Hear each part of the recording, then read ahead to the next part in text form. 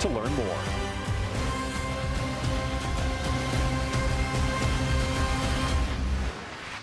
Welcome inside Target Field as we get excited for Davis Martin taking the mound. The White Sox are 6-0 when he starts following a team loss. Well, the White Sox lost last night as we get set for Game 2 as the stopper gets ready. What is up, everybody? Welcome inside the booth alongside Stone. I'm John Schriffen.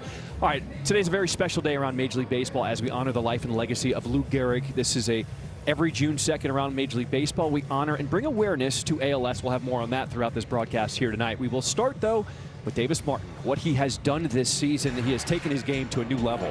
There's no doubt he definitely is the stopper of this team. And look at the numbers. 8 wins, tied for second. The ERA at an even 2, he's 6th. The whip, anything under 1 is great. He's 9th. And the base on ball rates, the command has been terrific. 5.3, that's 10th. So this is a guy who goes out there. He's a pleasure to watch. His control is terrific. The strikeout to walk ratio is great. And hopefully he is the stopper once again tonight. Coming up, well, the Sox look to bounce back after a tough loss here in Minnesota last night, but Davis Martin's on the mound. You know what that means. He needs a little run support, and let him do the rest. First pitch here in Minneapolis. It's coming up next. Here of downtown Minneapolis, high above Target Field. As both teams get ready here for Game 2 of this 3-game series. White Sox, a tough loss last night against the Twins as they look to bounce back here today. It was a 9-5 loss after the grand slam by the Twins, but when you have Davis Martin on the mound, White Sox just feel so much more confident anytime he takes the ball. Well, this is a complete reverse of last night's starting pitchers. Will Venables, second season as the manager, and the reverse is that last night it was the ace of their team, Joe Ryan, against Sandlin, a very young pitcher. Twice in a week they faced one another, and David Sandlin had a tough time. And tonight it's our ace against their young pitcher, twice in a week for both of these guys. Here is the starting lineup for the Chicago White Sox. You will notice no Coulson Montgomery in the lineup. He does get the day off, but is available to pinch hit if needed. It'll be Mydroth, Grichuk, Vargas, Edgar Carroll behind the plate as the White Sox look to bounce back here in Game 2. They're facing a lefty tonight, and that lefty has control issues. Connor Prelec on for his 8th start. His ERA at 5.13. You look at the strikeout to walk ratio. He's got very good stuff, 35-15, but occasionally has a hard time commanding the strike zone. His slider at 33%, backed up by the 4-seamer. He's not exactly a 2-pitch pitcher. He's got a curveball. His changeup at 13%. Don't look for too many sinkers. And we'll take a look at how they line up defensively behind him. It's Larnach, Buxton, and Martin in the outfield left to right, with Lee, Gray, Keyshaw, and Clemens at first base tonight. Alex Jackson has got the plate. He hit pretty well against the Sox in our ballpark. Our weather's presented by Four Seasons Heating, Air Conditioning, Plumbing, and Electric. 84 degrees. The humidity is down. It's 38%, and the wind 8 miles an hour in from right field. That means that it's blowing to the left field corner, and it will aid anything hit to that side. John Tumpain has got the plate. Called strike 6% above Major League average, down to left-hand hitters. Once again, a beautiful night for baseball. The sun is a big effect, and Byron Buxton is playing center field tonight for the first time in a while. They ease him back in the lineup. They want him out there as much as possible, and they figure to stay healthy, he's got a DH most of the time, but they're a different team when he plays center. Different look to the lineup with Randall Grichuk now hitting in the 2-hole with Munetaka Murakami on the injured list. White Sox are shuffling things around here in the middle of the order. As Grichuk, an acquisition after the Yankees DFA'd him. He is one of the veteran bats that has really slotted in nicely, especially with a lefty starter on the mound.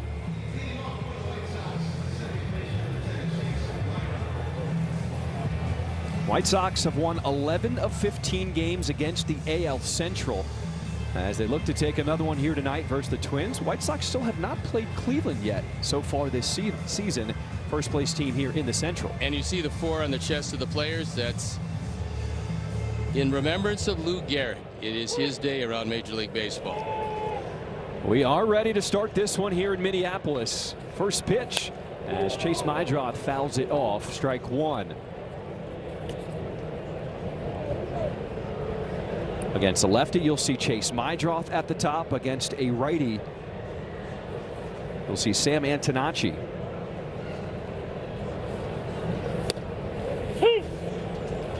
I would think with the way that Buxton is playing in center field, which is just to the right of center, that Prelip would stay away from Mydroth. The last thing you want him to do is try to pull the ball.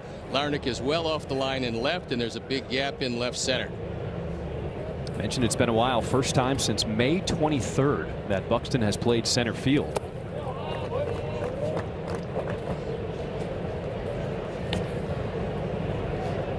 Got the shades on because early going here, the sun could be an issue.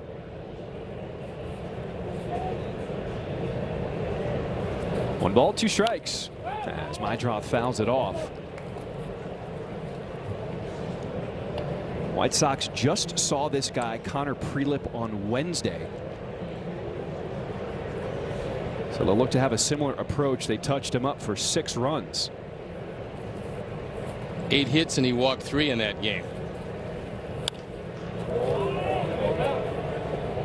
This is what you want to do. You want to get into that Minnesota pen as early as possible. So you want to make Prelip throw as many pitches early as you possibly can. With that in mind, Chase is going to have at least a 6-pitch at bat.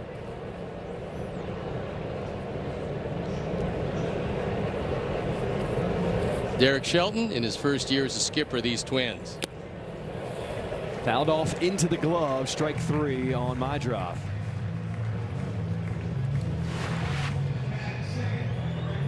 This one way out of the zone. Chase cannot check it out.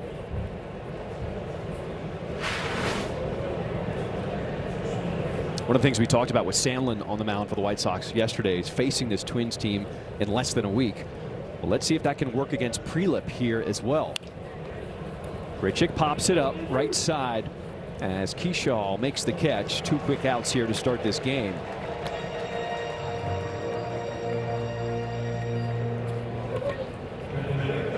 Well, here is the hottest bat in the lineup right now, Miguel Vargas, with 3 home runs in his last 4 games. He is just pounding the baseball right now. Really trying to pick up the slack. He's driven in 38.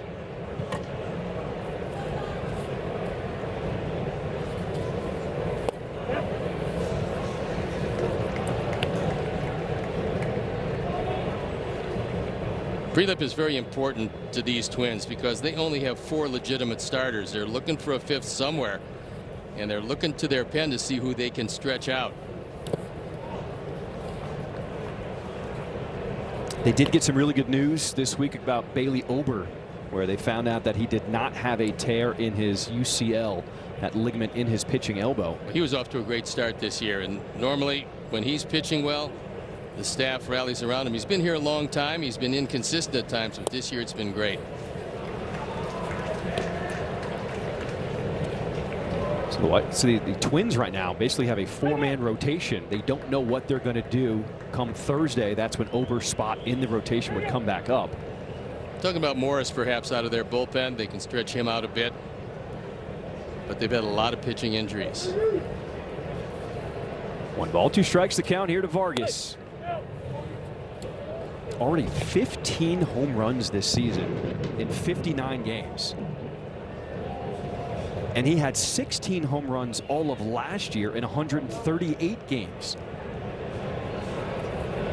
What a pace he is on already.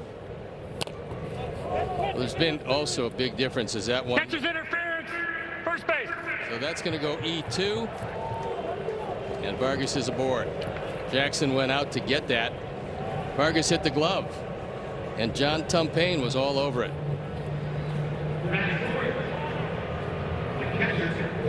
How are you? Watch it again. Puts the glove up, and I mean, he got hit hard. That one hurt him.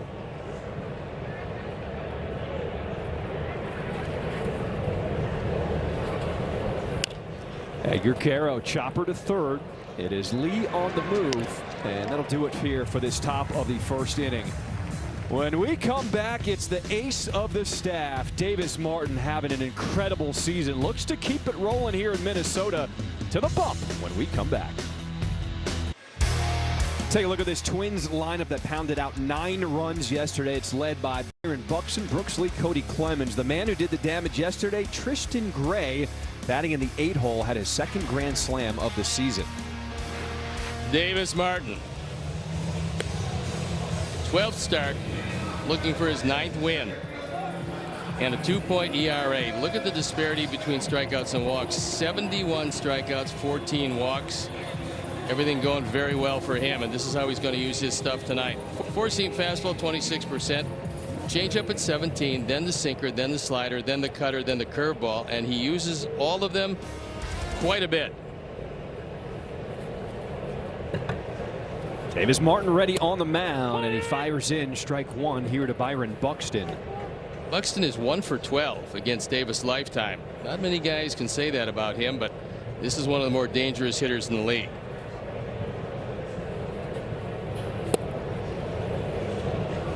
And that slider just mesmerized Buxton. For whatever reason, he just doesn't see him particularly well. And everybody has a couple of pitchers. If you're a hitter, you can't see well, and a couple that you just tattoo. So hopefully Buxton stays the same against Davis Martin. It's a big guy to keep off base. 0-2 pitch. We've had so much fun broadcasting this season for the White Sox, but there's a little something extra anytime Davis Martin gets the ball. Do you feel it, especially as a former starter? I just think what happens, the whole team feels a little looser because you know he's going to give you a well-pitched game, and you don't feel the stress of trying to get 7 runs a game. Fly ball into right field. It is Grichuk who will make the catch on the move for out number 1. Let's take a look at the defense and how Will is going to line them up tonight with Sam, Derek, and Randall in the outfield left to right. Then it's Vargas, Acuna, Meidroth, and Gonzalez at first base. Edgar Carroll's got the plate. We told you about Davis Martin.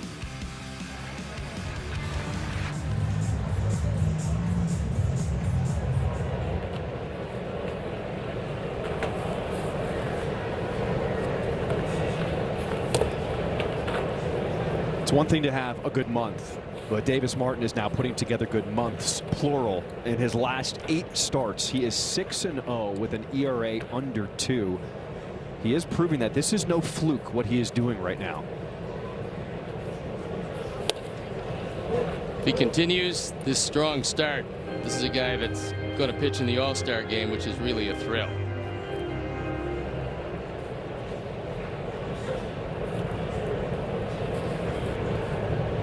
Third baseman Brooks Lee, as he takes that breaking ball out of the zone. 2 balls and a strike. Lee has become a steady bat in this lineup here for the Twins.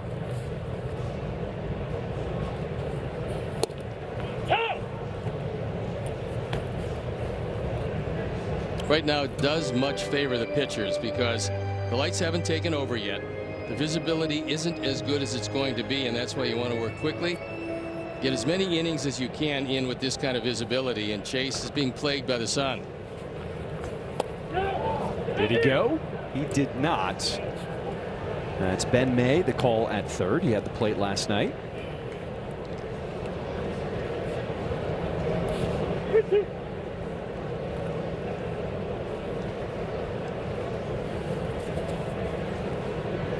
Three-two pitch in the air to right field as Grichuk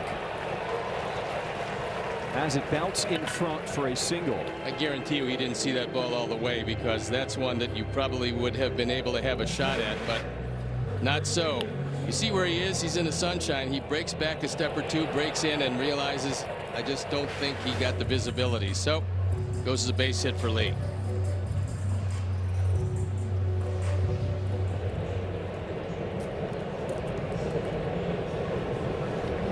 The way this upper deck is built, you're going to have to deal with those sun patterns in the outfield these first few innings. This could be 2. Meidroth turns 1 to second, over to first. Double plate turn, 4-6-3 as we put an end to this first inning. It's our Steinhafels double play. Steinhafels donates $200 to Special Spaces Illinois for every double play. Double plays that make a difference, and there it is, a very snappy 4-6-3. And they cut down Clemens by a step.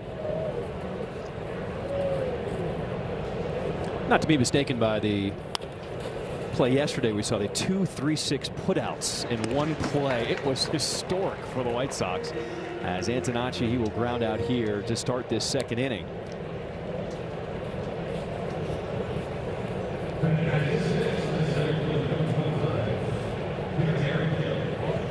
Hill is entirely healthy these days, which is a good thing, because in limited action he still hit 3 home runs. He's used late for speed, comes off the bench, gives you some good defense and a little pop in the bat.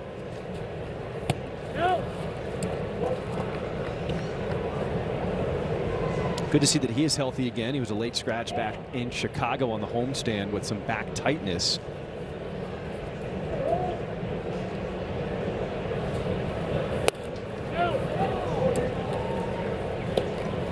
Out of spring training, he was considered to be a 4th outfielder, but he has played a very critical role here for the White Sox this season, especially with all the injuries to the outfielders.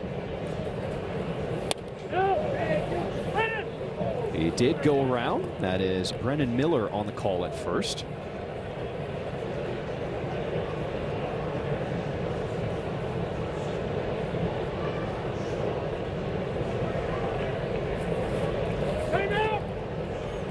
Complete opposite of Anthony Kay. Prelip decides to throw on the extreme first base side of the pitching rubber, third base side rather, and Anthony Kay prefers the other side.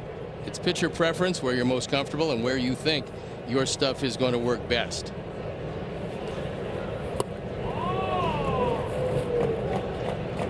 What was your preference?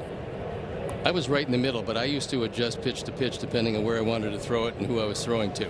So I felt that you had a nice size mound to throw off of, and I would just move back and forth. That's a pretty good fastball, and right now you can see the visibility is not great.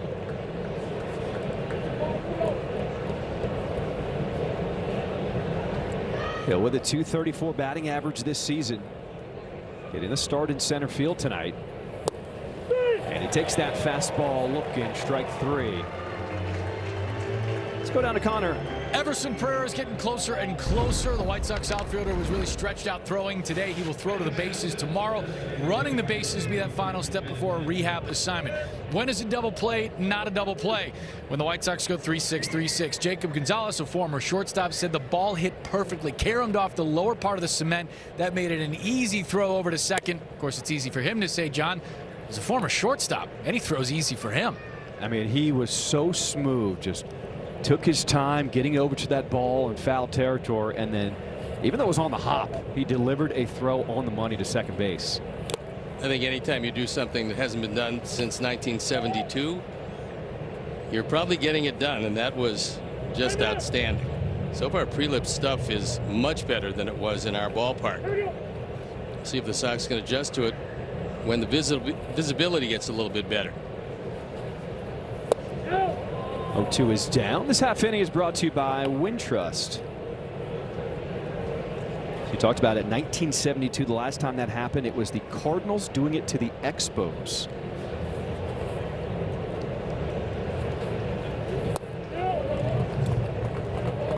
I still love when I see an Expos hat anytime around the stadium. That is one of the ultimate throwbacks.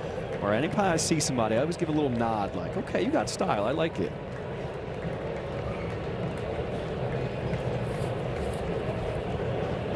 Two. It's kind of a shame that they left Major League Baseball, because they were one of the finest organizations in finding and developing talent. There's a lot of stars, Andre Dawson being one in the Hall of Fame, that came through that organization. Tim Raines, who played with the White Sox, came through that organization, another Hall of Famer. They brought a lot of talent to the major leagues for many years. Missing ball 4. That Sox walk is brought to you by The previous pitch was called a ball. The catcher's challenge. All right, first we have a challenge, so let's see. ABS powered by T-Mobile. Call's overturned. Minnesota still has 2 challenges remaining. And that goes as a strikeout. So the White Sox go down in order to end this top of the second. To watch, presented by Circa Sports. Sports betting the way it should be. We check out Davis Martin's strikeout total tonight. Steve, what do you like?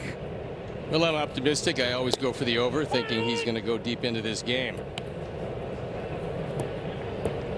His slider cutter combination has been very good for him. The curveball has been outstanding, and he uses 6 pitches very well. Also, isn't it just more fun when you root for the over? Absolutely. When you got a guy like Davis Martin on the mound. Well, look, there's sometimes when you're not hunting strikeouts per se, but you just have to have them depending on the situation in the game, and he's got the stuff to make it hold up.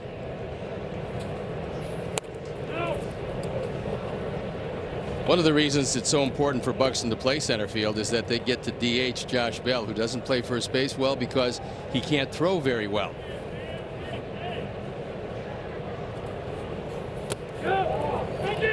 He did not go around, ball 2 there.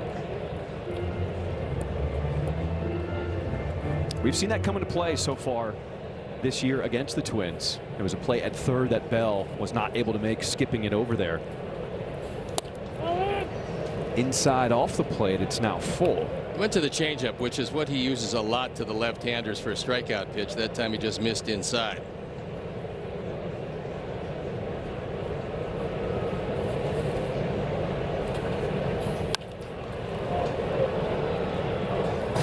They brought Bell in to drive in runs. He's driven in 32, so he's had a good year in that department. They don't necessarily care that the batting average is down. They want him to hit the ball out of the park, but specifically to drive in runs. 3-2. Slicing down the line in left field, and foul.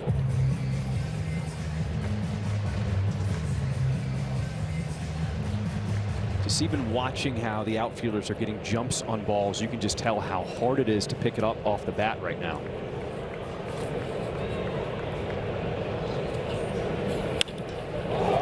As Bell pokes it the other way into left field. So a single for the Twins to start this bottom of the 2nd inning. Sox fans, tomorrow's the last day to enter the Summer Suite Sweepstakes, where you and 9 friends could watch the Sox from the CHSN Suite at Rate Field on June 13th. Scan the QR code on your screen or visit shop.chsn.com and sign up for a Sox Summer Pass for your chance to win. No purchase necessary. See official rules for details. On a line to Madrath, who makes the catch, out number 1. As Bell back to the bag at first. That's exactly what Davis needed there, because you had a long at bat with Bell, a 1-pitch at bat here. Larnach hits it hard, but Chase is right there.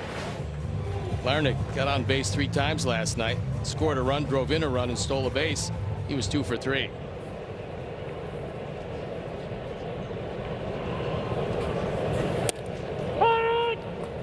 So important for Davis Martin to deliver strike 1, and we had a really cool conversation with the pitching coach Zach Bove before the game, just about the development of Davis Martin, how it really all started back in the offseason to get him to where he is right now. Well, you spent a great deal of time with him. I mean, listening to you talking to him, it was almost like a 60-minute type of interview where Mike Wallace would just talk about a lot of different things and cover a lot of different ground. You were able to do that. I think it's just so fascinating to see where Davis Martin has come from and the pitcher he has become now. So I really wanted to just dive in and just figure out the path to get there. And they said it really started with his slider this offseason, getting that grip down. 0-2. Slow roller up the middle. It is Acuna. Steps on the bag at second, over to first, offline. The White Sox only get 1. Probably a double play if the throw is good. The throw is not. And Jacob Gonzalez, who's played an outstanding first base, especially for a guy who's a shortstop. No, the first priority is to get the baseball. Don't worry about the bag. This throw is way wide and high. Pulling him off the bag. Martin has good speed, but I think he gets him with a good throw.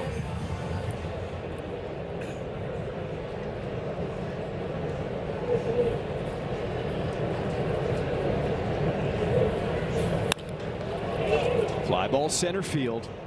Hill and Antonacci converging. It's Antonacci with the diving play. This kid is turning into something special in left field.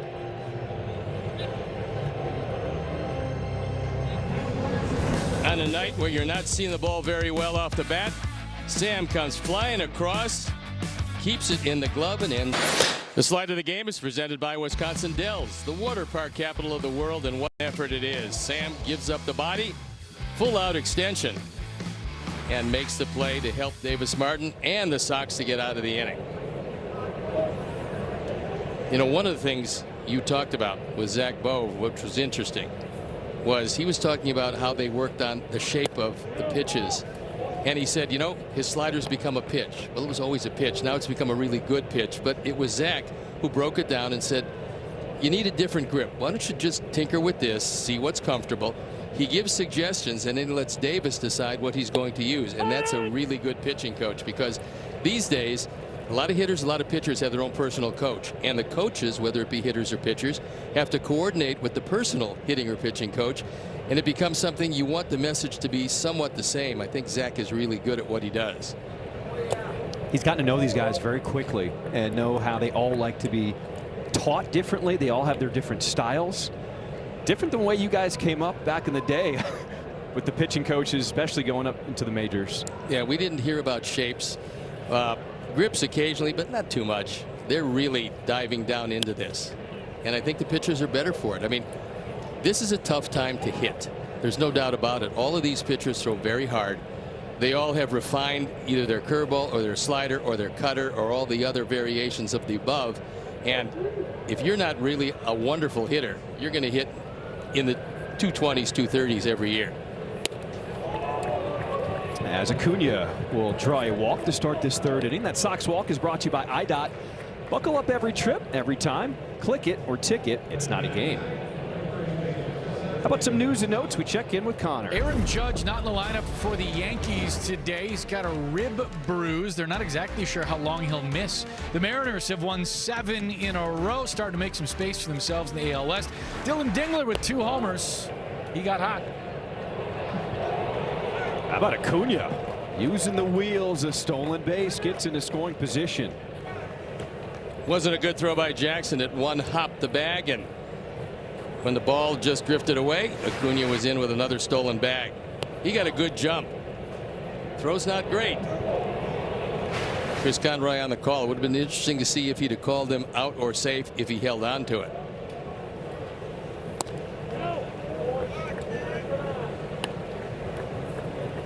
This is the problem for Prelip. Occasionally he loses command of the plate. He walks Acuna to lead off the inning. Now he's in scoring position, and he's fallen behind 2-0 on Gonzalez.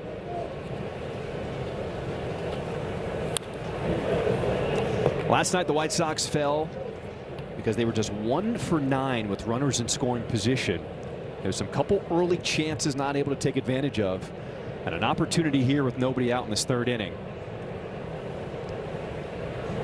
Jacob Gonzalez named the White Sox Minor League Player of the Month after getting called up recently. There goes Acuna, the throw to third into left field, and Acuna, he will walk home. He created the first run of the game all by himself. White Sox a 1-0 lead.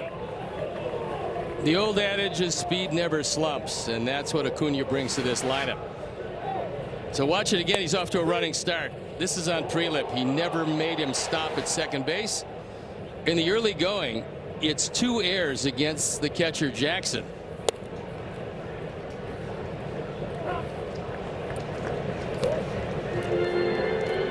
So Gonzalez goes down looking after Acuna steals second, steals third, and then comes home off the throwing error. Watch it right there. You can't allow a base runner to get a running start. And there's a lot of base runners will tell you it's easier to steal third than it is second because you can get a bigger lead. If you're just joining us, Acuna getting the start at short tonight because Colson Montgomery has the night off. It's been a tough stretch for this White Sox team. This is game 12 of 13 in a row. And Will Venable doing a great job just managing the workload for all of his star players.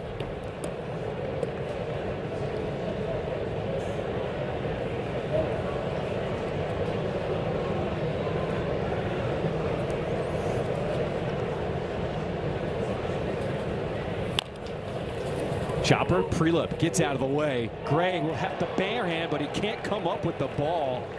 An infield hit for Chase Mydroth. That's one of those, once it gets by the pitcher, there's no chance. That's undoubtedly going to go as a base hit. Little chopper in the infield. No chance for the pitcher. No chance for the shortstop. This is bare hand, do or die. I mean, if you don't make the bare hand and throw in one motion, you're not going to get him.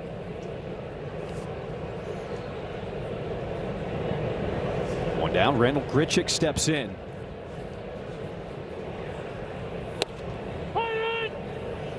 That hit by Chase Mydroth, now a 5-game hit streak.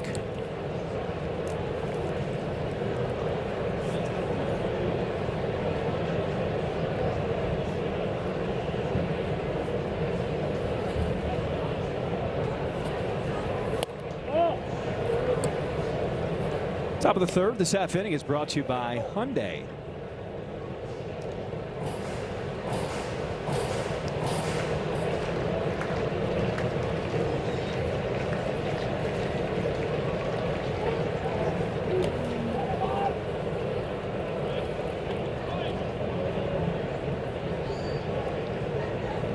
Well, we talked about the White Sox finding different ways to score, and they scored already here without even getting a hit. That's about as different as you can get. A walk, 2 steals, and an error.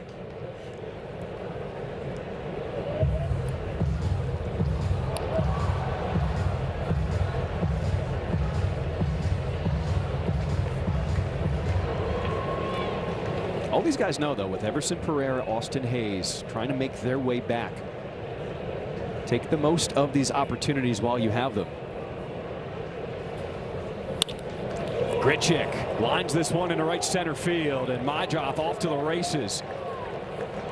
He will stop at third as the ball comes in. A 1-out double for Randall Grichuk. This is just good scouting, because Grichuk knows that Buxton's coming off a sore shoulder and he's not going to be able to throw very well. So going away from the throw, they take advantage of it, and Grichuk just goes into second base. And this double brought to you by Elgin Hyundai, home of the 20-year, 200,000-mile double warranty.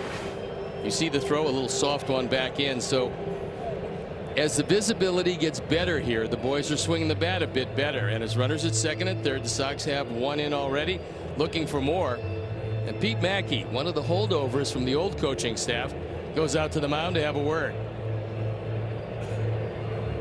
White Sox had 4 doubles in the ballgame last night, their first here tonight. As John Tumpane. He's out there to break it up, which is a good thing, because Victor Caratini, when he goes out there, he's not pitching, he's not catching tonight. When he goes out there, he spends a lot of time on the mound. And last night, Miguel Vargas decided he would hit a pair. A little different, a towering fly ball the first time and a line drive the second. Infield is now in for the Twins, as Miguel Vargas reached on catcher's interference his first time up. Lines this into left field. Mydroth will score. Grichuk, the windmill is on as the throw is cut off. 2 runs come in as Miguel Vargas gives the White Sox a 3-0 lead here in this third inning.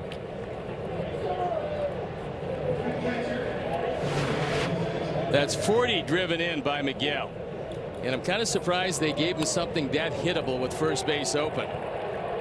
But they did, and it cost him. Vargas is as hot as anybody in baseball right now, and if you make a mistake or lay it in the zone, he's going to hit it hard.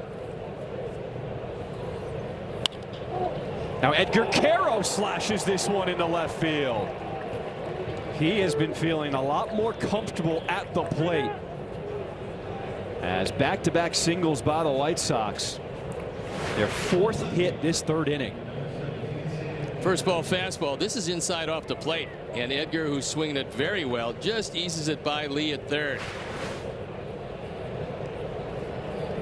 And a lot of stirring in the bullpen for the Twins early. The last thing in the world Derek Shelton wants to do is go to that pen this early in the game.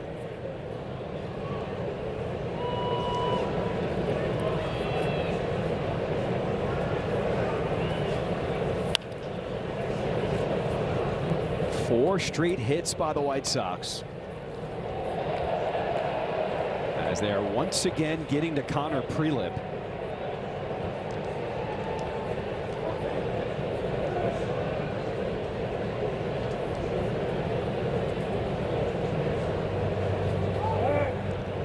And Vargas back to the bag at second. He looked like he was going to go, and that inside move, and that's what they call it when you don't spin around, you turn the other way. Fortunately, it was a slow move and no chance to get Vargas at second base.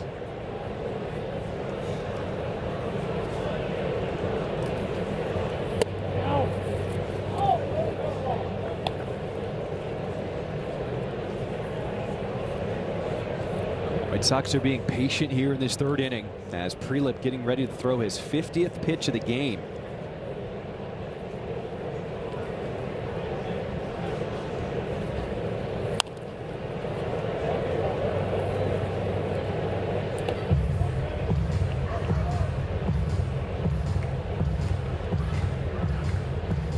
And Tanachi 0 for 1 tonight with a ground out to second.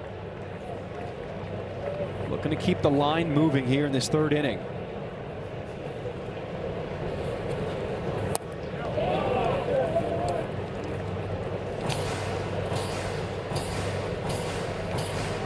Pitch count here this third. He's still only got one out.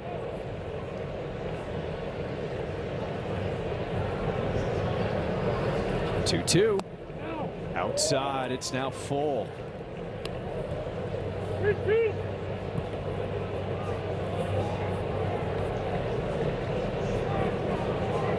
First time through the order versus the second time. White Sox making adjustments here on Prelip.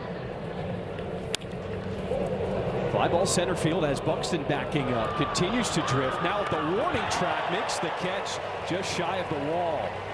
Vargas, he will tag and advance from second to third as Antonacci gave that one a ride. Rate is a proud partner of the 2026 White Sox. The Rate app gives Chicago fans an all-in-one wellness app with tools to build financial strength and guidance for fitness and stress management. Feel better, live better, play better. Download the Rate app today. There's a lot of ballparks that's a home run. Unfortunately, this isn't one of them. Boy, it even surprised Buxton a little bit as he continued to keep drifting. It's warm here in Minneapolis, and that ball kept on going. Push bunt by Derek Hill, fielded by Clemens as he will apply the tag and end this third inning. But the White Sox break through with 3 runs and lead it heading into the bottom of the third. This is a memorable moment presented by Prevagen. And it's 3-6-3-6 double play. Something you don't see very often. And but for a good carom, you wouldn't have seen it last night. The rolling throw. And they get Clemens at second.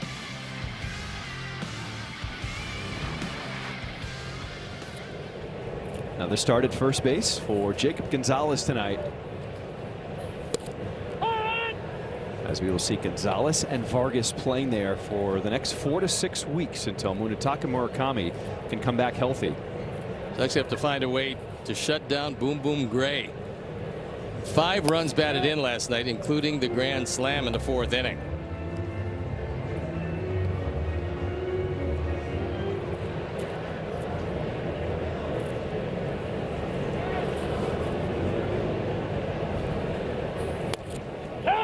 It's wild to think that the Twins, no team in Major League Baseball has seen more plate appearances with the bases loaded than the Twins. And Derek Shelton talked about it. He said, we just grind through at bats, and guys are just willing to pass the torch to one another. A walk, a ground ball through the hole, and that's how they just find ways to continually load the bases. You keep thinking that this team, the Tigers specifically, are better than they've played. Tigers just not scoring any runs, and the Twins have had so many injuries to their starting rotation that it's hard to get any consistency. But you would think this offense would be good enough to support a pitching staff. On the ground and under the glove of Mydroth into right field.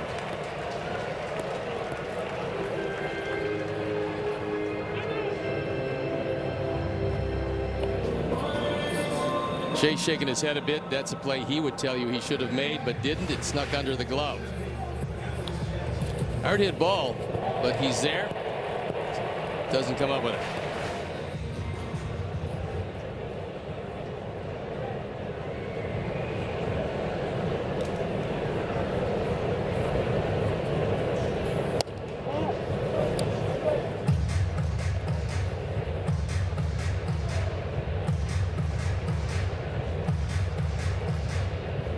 Bottom of the order is the catcher, Alex Jackson.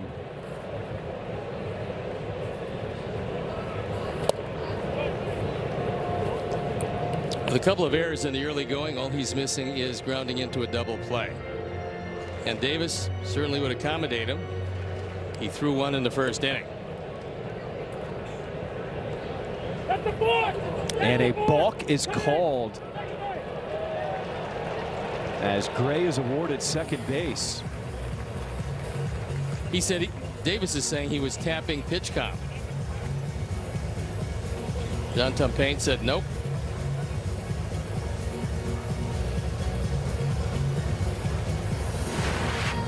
We'll watch it again.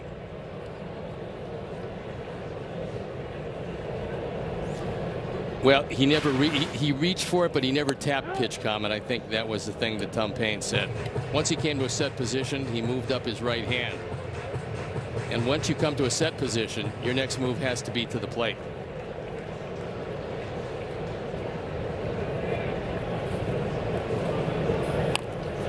There's the bunt fielded by Davis Martin. As Gonzalez did not get back to the bag, so safe at first. It's the first time we've seen the inexperience at first base hurt Jacob Gonzalez. And now it's 2 on, runners at first and third, and nobody out. We'll watch it again. All kinds of time, and Jacob, you got a choice here. He just should have tagged Jackson. He had a chance to do that. Or shuffle back to the bag and tag the bag. He didn't. So Davis trying to keep his concentration, try to get out of this inning.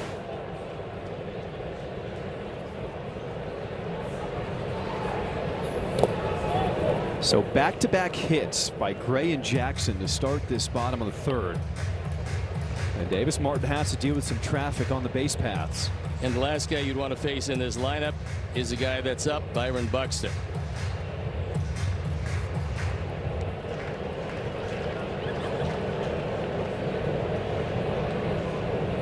Buxton with the fly out to right field his first time up.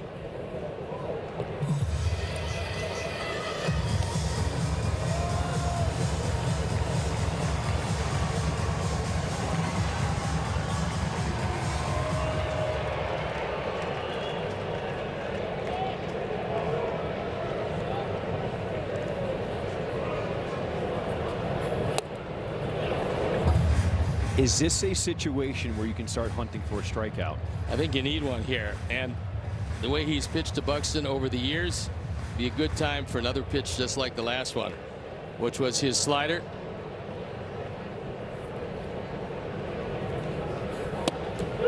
Fastball froze him, strike 3. Big strikeout for Davis, his first of the night, and couldn't have come at a better time. Just barely carved off the inside part of the plate.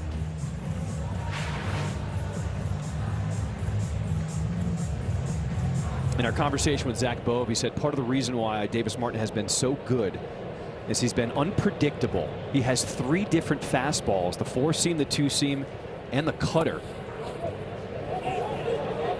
As Carroll unable to locate that ball as Jackson gets to second.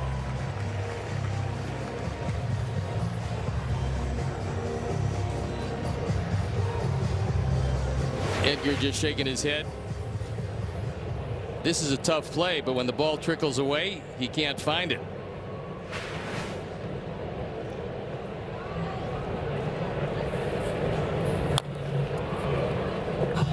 Seen 3 defensive plays already this inning where guys know plays that should have been made. Yeah, this one you're not going to put in a time capsule to show defense, but that happens. I mean, it's a good thing that Davis is a veteran pitcher, because for a young pitcher, you might have a waiver of your concentration. Fly ball into left field. Tagging is Gray at third. He will score as the throw comes in. And the Twins get on the board. A sac fly RBI to Brooks Lee. If Martin can get out of this with just a 1 run, it will be a job well done, but Clemens stands in the way. Soft fly ball lifted to left. Lee with his 35th driven in. He's having a very productive year.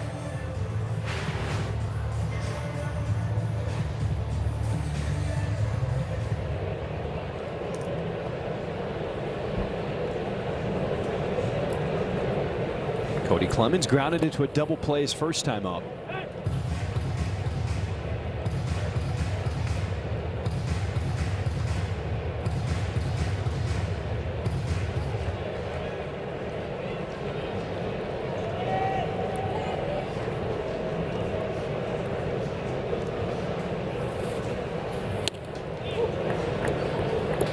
Just a nasty pitch riding in on the hands to a lefty.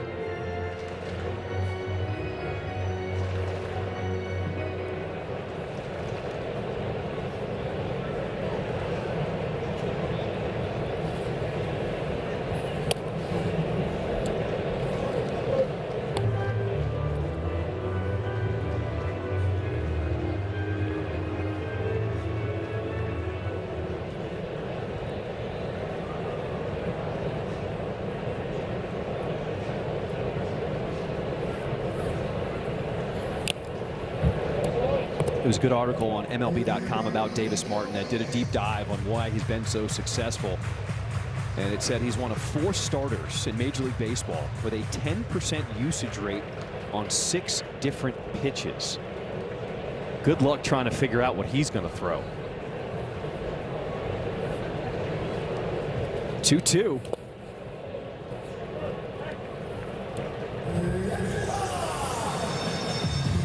This is when Davis, at least in the past, has thrown a good changeup. And more times than not, gets a strikeout on it. We'll see what he wants here. 3-2. Liner into center field. It is Hill backpedaling with the catch to put an end to this 3rd inning. Good job by Davis Martin to limit the. A confab in between innings. Davis Martin, Edgar Carroll, Will Venable, and home plate umpire John Tumpane going over that balk call from the last half inning of work from Martin. You got to be an expert in lip reading here, but you can see Davis kind of working through what happened. He reached for pitch comm on his glove a couple of times, showed that to the home plate umpire. Seems like cooler heads prevailed. We're all set, ready to go.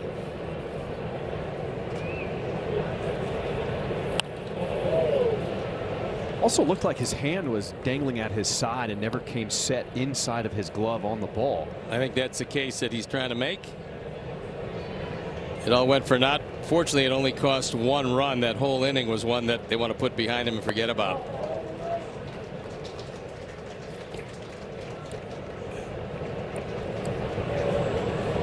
But you can certainly see the fire in Davis Martin. Between starts, he's a fairly calm guy. Not so tonight.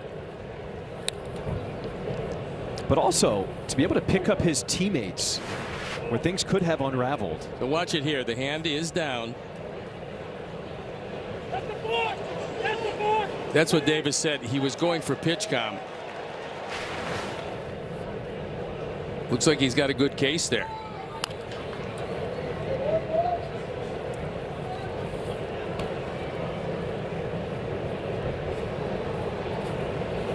So he will talk with Zach Bove when he first comes in. They'll talk about kind of some of the pitches and the sequencing.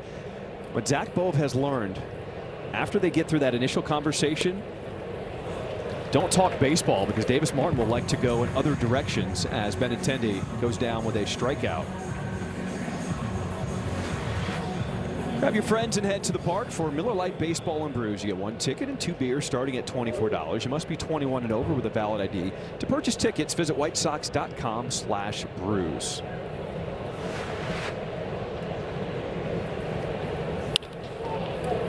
Big swing and a big hop is Gray at short as Acuna is retired for out number 2. That's a very good play. Acuna hit the ball very hard. Gray ranging to his left. And the short hop was corralled. Not an easy play. He made it look easy.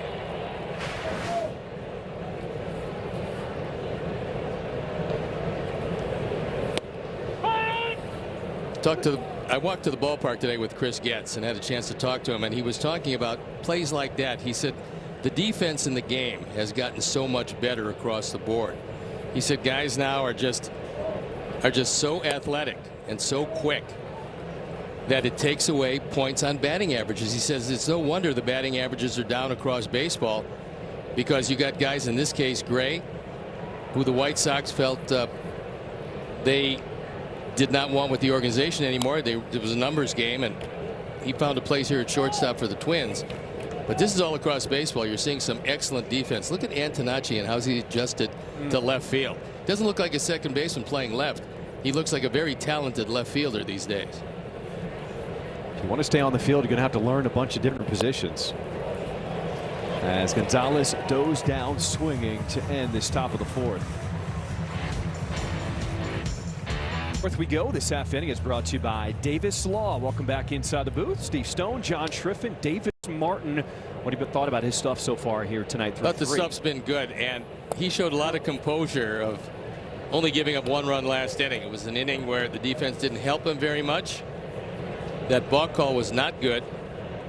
It's one of those things that just happened. There's nothing you can do about it, but he's trying to express to John Tumpane that he hadn't come set yet.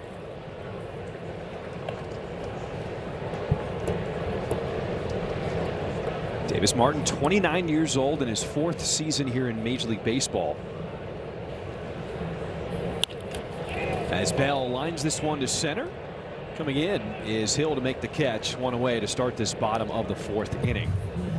So the pitch arsenal, that is one of the reasons why Davis Martin has made the jump from last year to this year. It's the slider, but also his cutter he's added. Yeah, one of the things that Zach Bove talked about was the cutter and the fact that it takes the ball off the sweet spot to the left-hand hitter.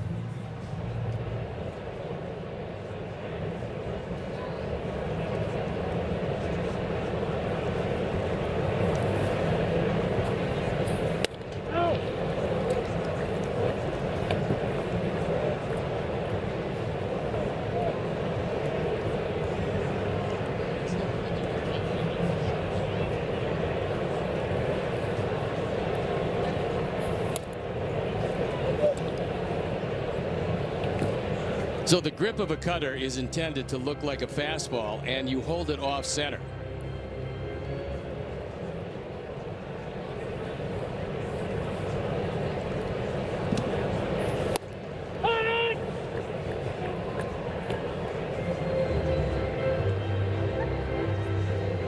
You hold it off center and you throw it like a fastball, and it's designed to move about this much and take it off the sweet spot of the bat. Hold it off center, release it like a fastball. As Lornick delivers this one into right field. A 1-out double here in this 4th inning.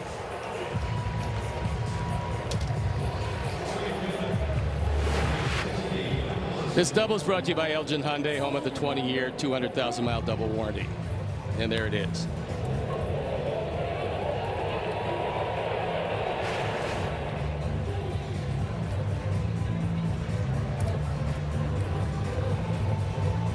Fifth hit tonight by the Minnesota Twins.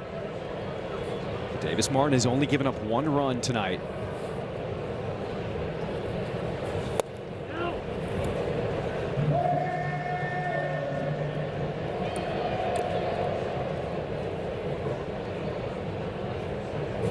Davis given up the 5 hits so far, which is a whole lot better than the Twins approached him when they faced him less than a week ago. Again, it's really difficult going against the same team 2 different times within the same week. Used to happen a lot when you play teams 18, 19 times, but now playing them 12 times, it's a little more difficult to get those back-to-back starts in the course of a week.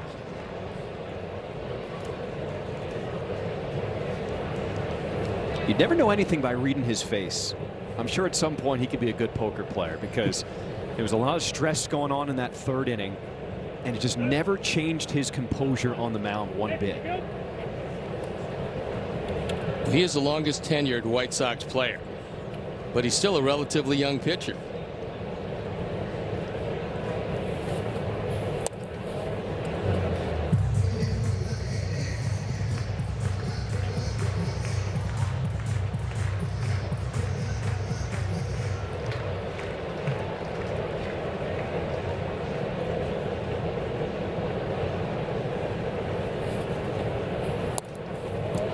Also, in terms of usage, there's only one season in his career where he's thrown over 100 innings, and that was last year, 142 2/3 pitched. Well, he's at the point now at 29 where they're not going to monitor his innings very much. They're just going to hope that he has a whole lot of easy innings along the way. So ball 4 to Martin.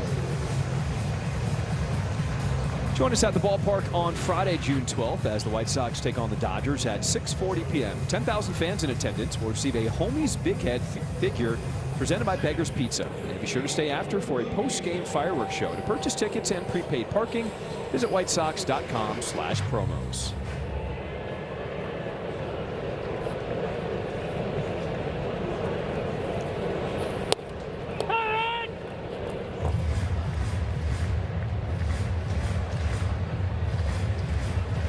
Keyshaw can certainly run, but Davis is thinking about a double play in this situation.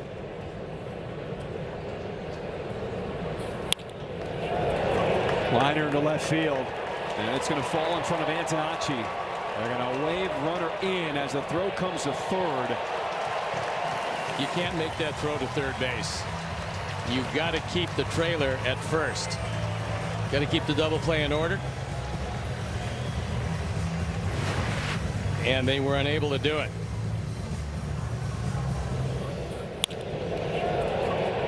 Line drive. The run's going to score easily, but he airmails Acuna, and with that, the trailer goes to second. I'm thinking it's single advance on the throw. We'll have to see how it's scored.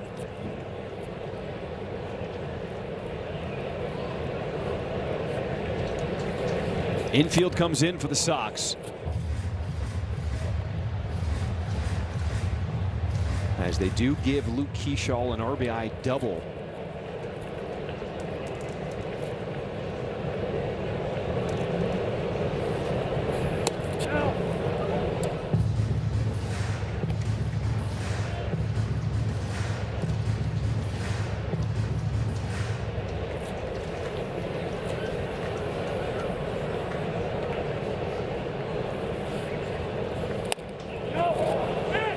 He did not go around. Ben May on the call there at third, as this bottom of the order was producing last night for the Twins. 6 through 9 in the order, producing 8 runs batted in.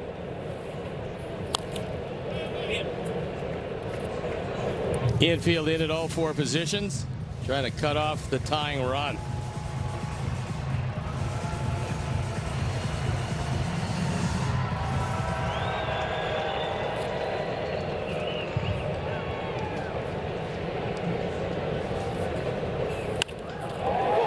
Gray slashes this into left field. May score. Martin scores. They're going to wave in another run as Martin cuts off the throw, gets to second. And the Twins take the lead for the first time here in the 4th. I would think that Will Venable is going to talk with his team and talk about keeping the trail runner at first base in the double play in order. Good piece of hitting by Gray, who's 2 for 2 tonight and has had quite a series to this point. So Zach Bove coming out, wants to settle down Davis Martin. Not getting a lot of help with the defense tonight. He airmails a cutoff man here. And the trailer goes to second base. Tristan Gray is putting a hurting on the White Sox. 7 runs batted in these first 2 games of the series.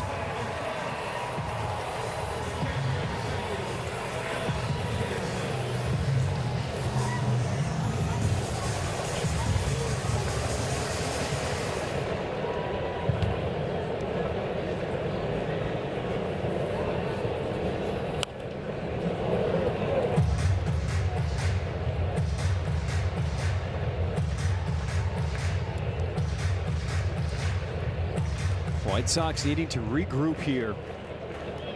Still just 1 out in this 4th inning.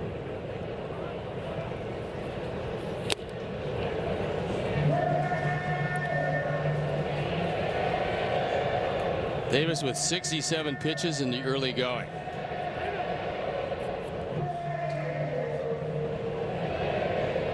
See the heavy breathing from Davis Martin. Is he trying to calm himself down on the mound? 0-2.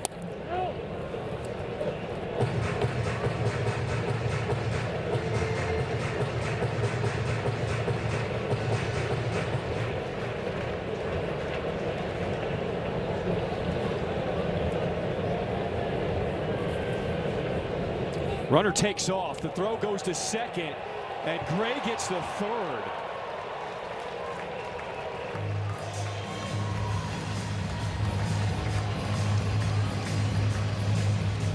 Heads up play by Gray.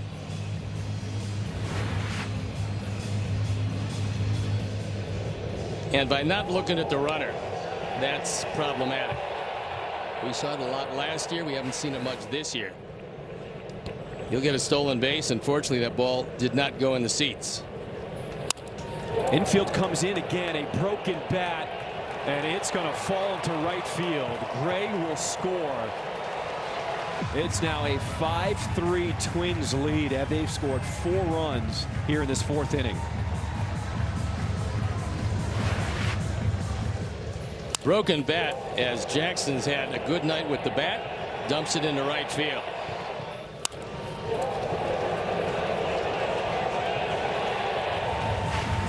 This would not have produced a run without the stolen base.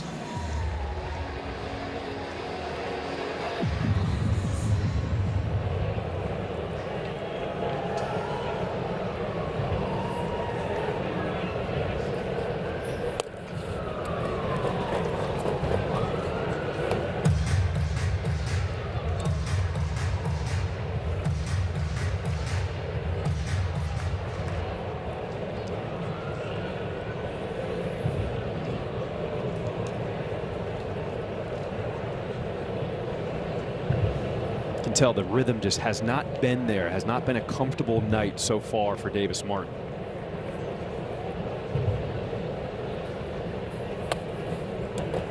No, he's missing with pitches that he usually doesn't miss with, and one of those nights you can't do anything about it. But what you can do something about is that it's probably been the worst defensive game of the year for the Sox. They're just not executing at all.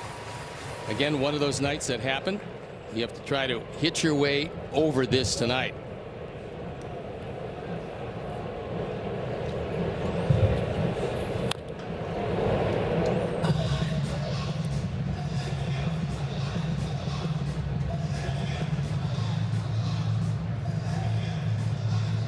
A lengthy 4th inning where Davis Martin's pitch count is now up over 70.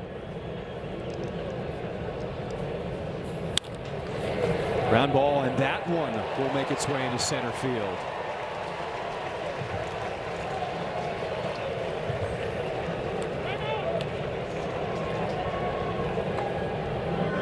Are you ready for your winning moment? Find it at Wind Creek Chicago Southland, where the action never stops. Play the hottest table games, enjoy the newest slots, and celebrate big jackpots. At Wind Creek, there's a win waiting for you around every corner. That's 5 hits this inning, a rarity for Davis Martin. When you have an outing like this, and you've said everybody is going to have it at some point over the season, do you have any tricks that you can just find your way to maneuver through it? Well, you would like to find something, but it's very difficult. There are some nights where the opposition is just seeing the baseball. There's no doubt that the defensive play has been less than sterling here tonight. It's errors of omission, errors of commission. It's things you did, it's things you didn't do, and they all turn out to be one of those nights. So Sean Newcomb getting ready to go. It's a 2-run game, but Davis has got to put everything that's happened out of his mind. You got to keep it at 2 runs. Long way to go in this game.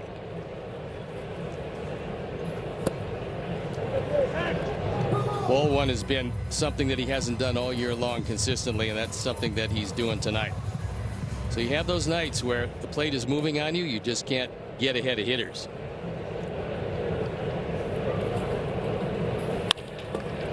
Ground ball to Mydroth. Starts it off with Acuna over to first, and a double play to get out of this 4th inning.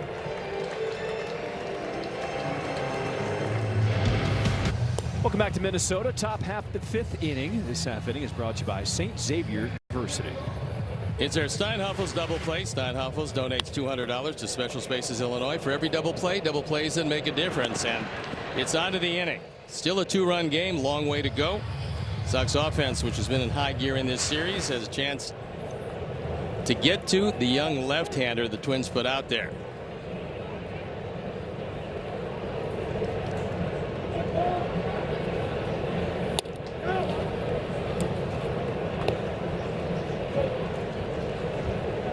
White Sox scored all 3 of their runs in the 3rd inning. It was a 3-0 lead, but the Twins answered with 1 in the 3rd and 4 in the 4th to take this 5-3 lead.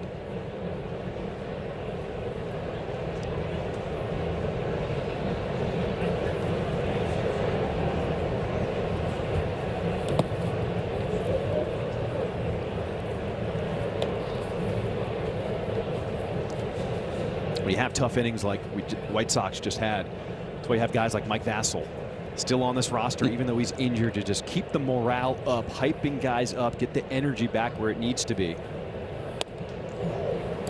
Well, last inning started out with a leadoff walk, and right now Prelip has fallen behind 3-1.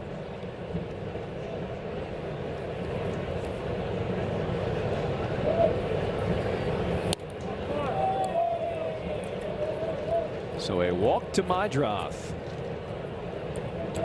Pre-gaming made easy. You can treat your group to a patio party. Get 2 hours of an all-you-can-eat plus unlimited beer, wine, and Coca-Cola products. For more information, visit whitesox.com/party areas or call 312-674-1000.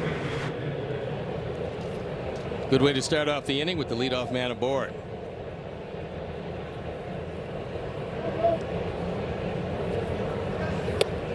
Inside to Grichuk, ball 1. He was in the middle of that action in that 3rd inning, doubled and scored.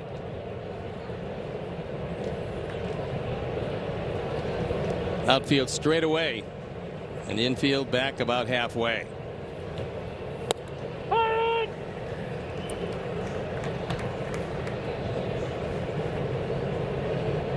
With the heart of the order coming up, White Sox looking to make a response here.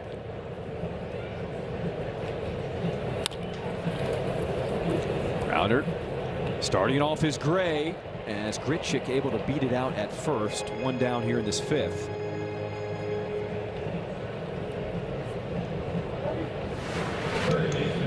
What a season Miguel Vargas is having so far. Where he ranks for American League 3rd baseman, pretty impressive. If this continues, I don't believe you're going to be able to keep him off the All-Star team.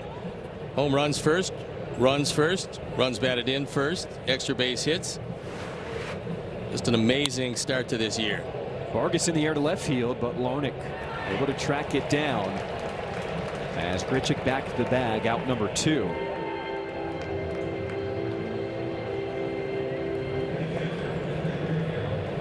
Not one of the left-handers has had a base hit against Prelip tonight. So he's been pretty tough against the lefties. A few of the righties have solved him. Good thing Edgar Caro is a switch hitting catcher. Swings at the first one in the air to left center. And that leadoff walk is stranded. White Sox and this top of the 5th down 5-3. Welcome back. This half inning is brought to you by Prevagen. All right, which flavor do you like? We're going blue, going red. Both look pretty good right now. Follow our Sox at ChicagoSportsNetwork.com, presented by Nationwide Insurance Agent Jeff Vukovich. Get to enjoy knowing the Vuk as much as you do the jingle at JeffVuk.com, because Nationwide is on your side. I think they're still trying to decide which they like better.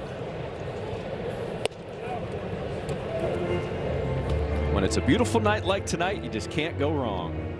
Well, the weather here has been spectacular for a couple of days, and more of the same predicted for tomorrow afternoon's finale.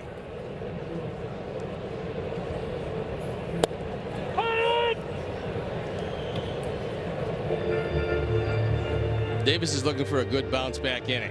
He was a whole lot of pitches to try to get out of that 4th. 3-4-5 to the plate, starting here with Cody Clemens.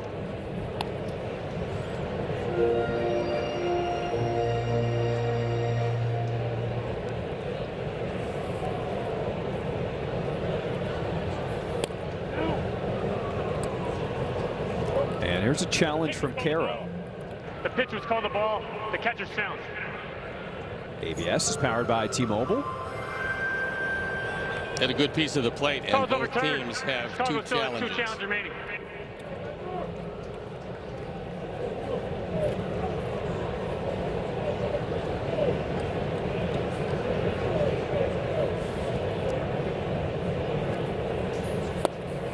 Good pitch from Davis Martin. Gets the strikeout to start this bottom of the 5th.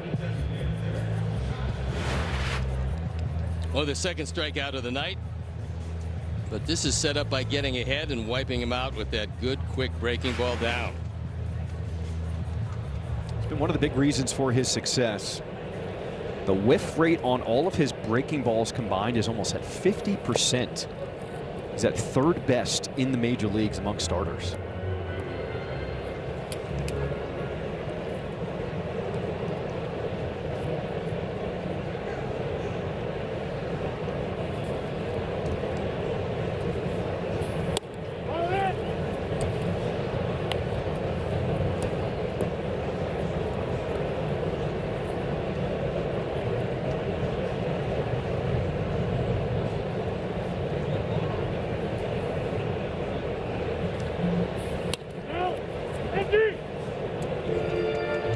Not used to seeing Martin fall behind 3-0. Just unable to get that inside corner tonight. One of those nights where you fight your command all night, and it's something we haven't seen from Davis very much this year. And a 4-pitch walk here to Bell. Sox fans, join us at the ballpark on Saturday, June 13th, as the White Sox take on the Dodgers at 3:10 p.m. 15,000 fans in attendance will receive a Colson Montgomery bobblehead presented by Rate. Or you can skip the lines and secure your promo at checkout with guaranteed promo. To purchase tickets and prepaid parking, visit whitesox.com/promos.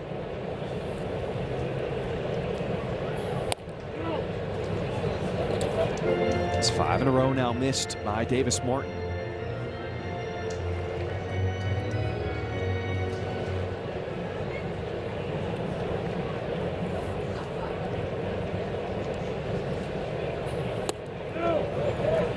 This is the 12th straight of 13 in a row.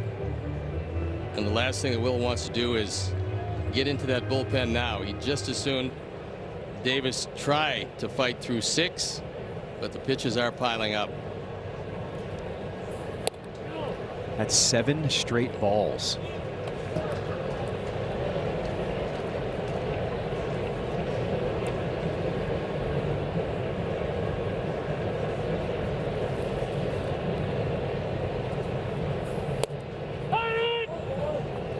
And you go to the cutter there when your fastball is not in the zone. I mean, you're fighting command of the fastball. You go to one of your off-speed pitches, which is a cutter or slider combo.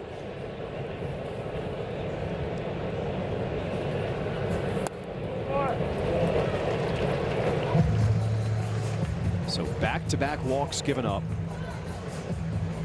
The 3rd walk given up by Davis Martin tonight. And that's been one of his calling cards. He has had excellent command to start this season.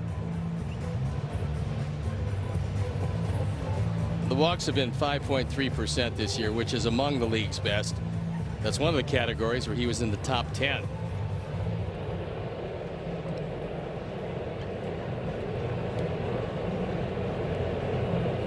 Here's pitch number 90 tonight. As Acuna climbs the ladder, makes the grab. 2 away here in this 5th inning.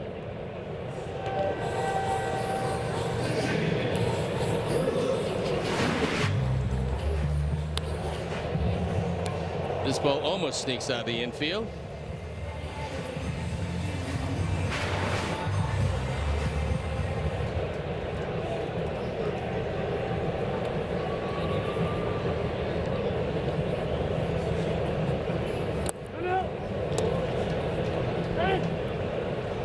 Tell Davis Martin doing whatever he can to give the White Sox 5 innings here tonight. Well, this is when it's good if you have 6 pitches, because when you get 2 that you can't get over the plate, you go to something other than those 2. Ground ball in through the hole in the left field. Bell, he will be waved in. The throw from Antonacci. It'll hit Bell and squirt by as the Twins make it 6-3 here in this 5th inning.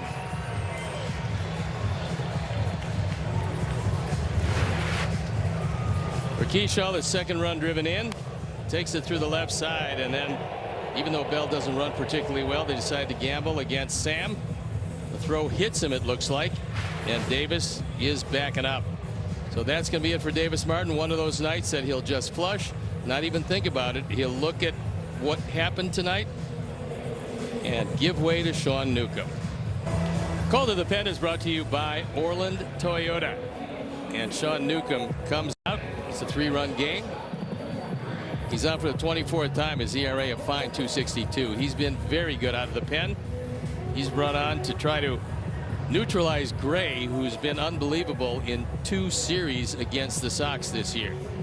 And there you see it, 24 times he's been out.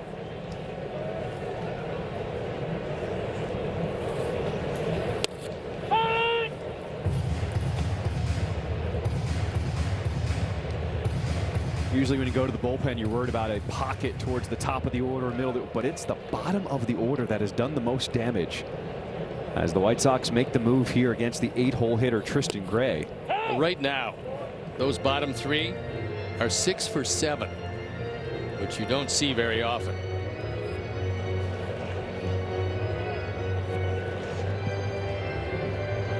What the Sox would love to do is get into that very hittable Twins bullpen.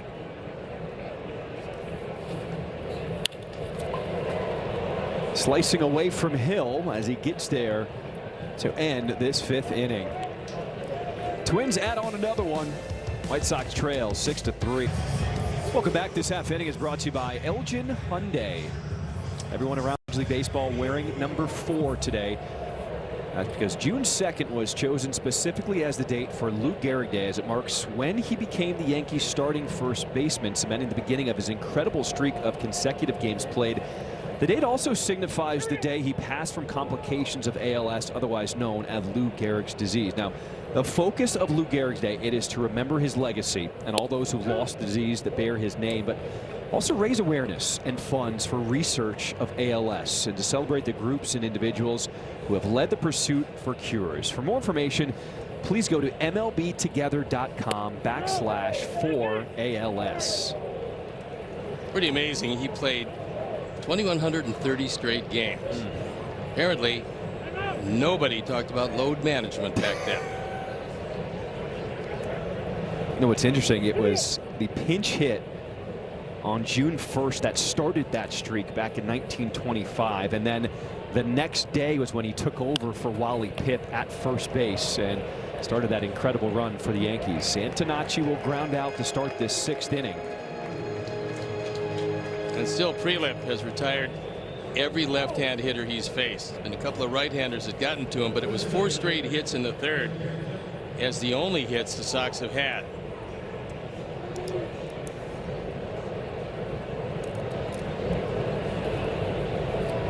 What an inspirational person, Lou Gehrig, and what he did.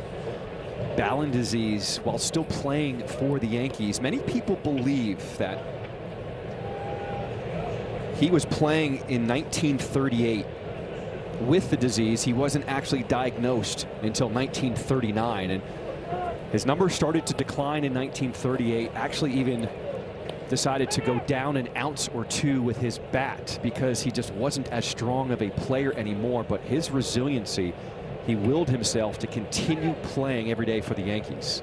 There you see the number 4. And I believe the Yankees were the first team to put numbers on the back of their jerseys. Babe Ruth was the 3rd hitter. He wore number 3. Lou Gehrig, the cleanup hitter, he wore number 4.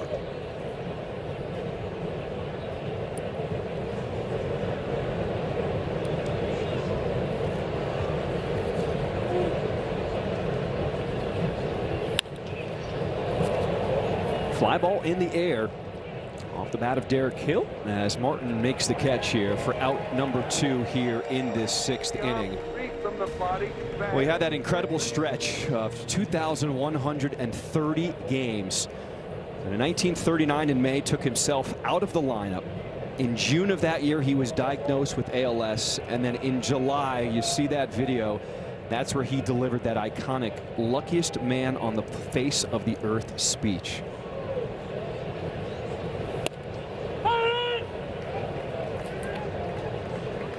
To be the cleanup hitter for the Yankees and it's arguably some of the greatest teams that baseball has ever assembled. The 27 Yankees are still one of the teams that they talk about.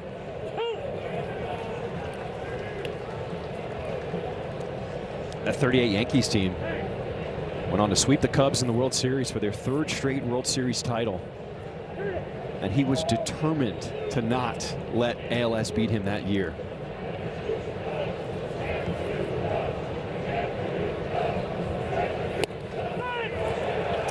Called strike 3 here to Benintendi. Tonight's game is brought to you by Marquette Bank. Marquette Bank is Chicagoland's trusted neighborhood bank and home lender. So level up your banking with Marquette Bank at emarquettebank.com. Marquette Bank, love where you bank. Tarps off, making its way here to Minnesota. Also, we just had a proposal between innings. They were going around on the kiss cam, and they found the final couple where they did their smooch, and then the guy got down on one knee. Her face told the entire story. At least she didn't walk away. I think that's a positive sign. And she did say yes.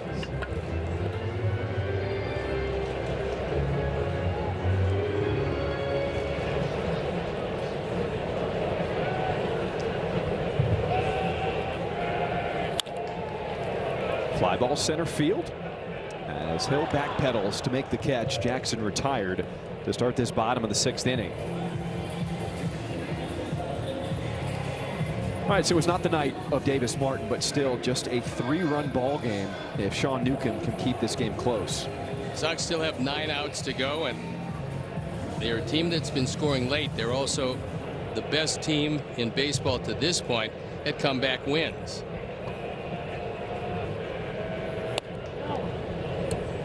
Prelip has certainly turned this game around. I mean, he was a 2nd-round draft pick. He's a big guy, 6'3", about 225, and he settled down nicely in this game.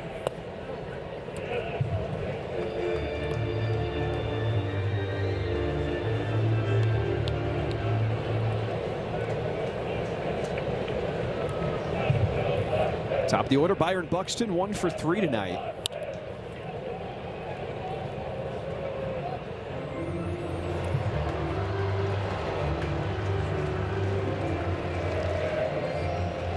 Saw him steal a base last night. Now gets the start in center field tonight, so clearly his body is starting to feel a little better. They're a better team when he plays center, not only because of his defense, which is elite, even below these many years where he's had a whole lot of leg injuries, hip injuries. He can still go get him in the alleys, but it means they don't play Bell at first base. It means they can DH Bell, who's been a good run producer for them. Ground ball to Vargas at 3rd base, and the throw across the diamond in time for out number 2.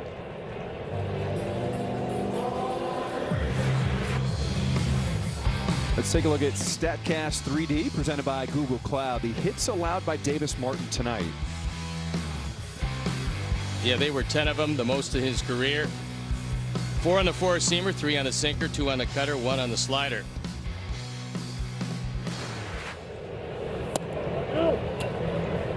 And a challenge from Caro. Pitch is called the ball. Catcher's challenge. ABS is powered by T-Mobile. Did have a piece. Edgar's been getting a whole lot better at those challenges, and both teams still have 2 challenges in the bag.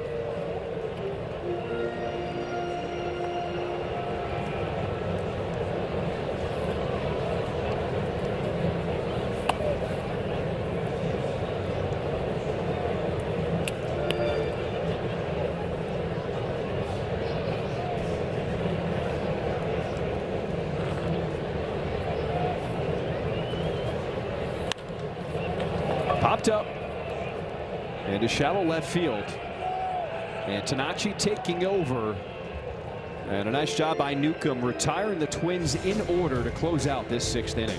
Let's check out our Mobile Fuels performance, and it's a couple of steals. Acuna pretty much produces a run by himself, because on this one, Jackson airmails it into left field. That was the first run of the ball game.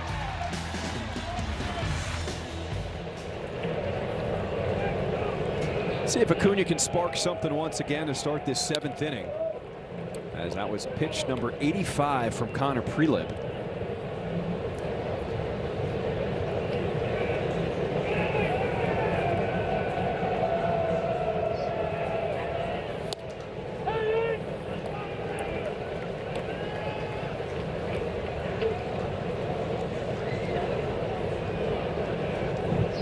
Now the longest outing of the season for Connor Prelip, just 25 years old.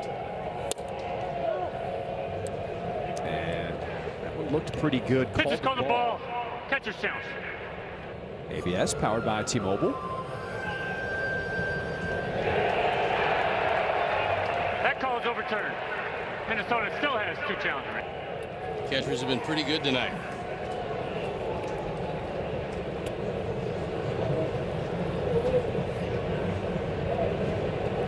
1-2. Ground ball left side. Sliding play by Gray. He knows he's got to hurry it as Acuna beats it out with his speed.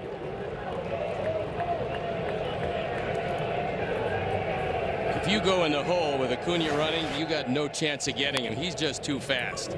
This is an excellent play by Gray. He actually started his slide before he caught the ball and came up throwing, knowing that was the only way to even make it close. Turned out to be it wasn't close. Now one of the left-handers is going to have to do some damage to Prelip, because to this point they've done nothing. Jacob Gonzalez is 0 for 2 with 2 strikeouts.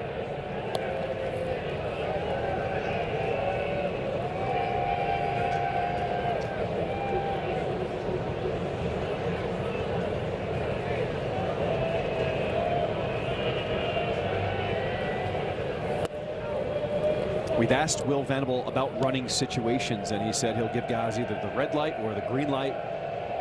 When you got the green light on, he'll leave it up to you to decide when you feel like you can get a jump or not.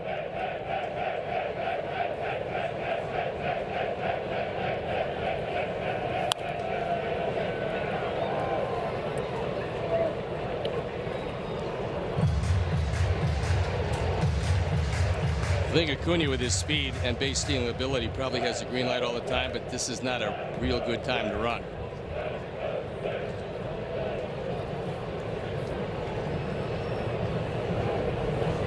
Easily back to the bag at first.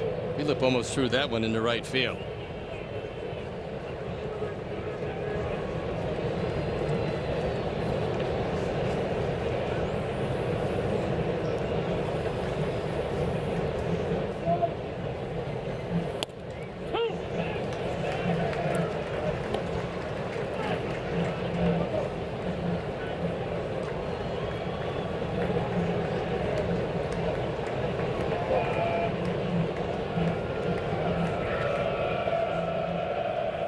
Two pitch, and Gonzalez just getting a piece. Lefty batters are just not seeing Prelip well tonight. To this point, they're 0 for 8 against him. The right-handers only have 5 hits and 4 coming consecutively in the 3rd inning. Other than that, Prelip has been pretty tough. Grounded to the right side and into right field. Acuna takes a peek, now takes off for 3rd. And the White Sox have something cooking here in the 7th, nobody out. Nice piece of hitting by Gonzalez. He took it through the right side, and with the speed of Acuna, he easily coasts into 3rd. High fastball inside. It is a strike, and Jacob gets a good head of the bat on it. And I think that's going to be it for Prelip, because Derek Shelton comes out. He took him into the 7th, but he's going to leave with 2 outs, nobody on, and the tying run coming to bat for the Sox. So he'll walk out, we'll step out, and we'll be back. Andrew Morris comes on for the 17th time, the ERA of 4.18. This was one The guys they were talking about that might fill that hole in the rotation. They need a fifth starter, and Morris has been pretty good. Chase rate is good at 27.4. He inherits 2 on, nobody out, and he's got to face the tying run. It's back to the top of the order.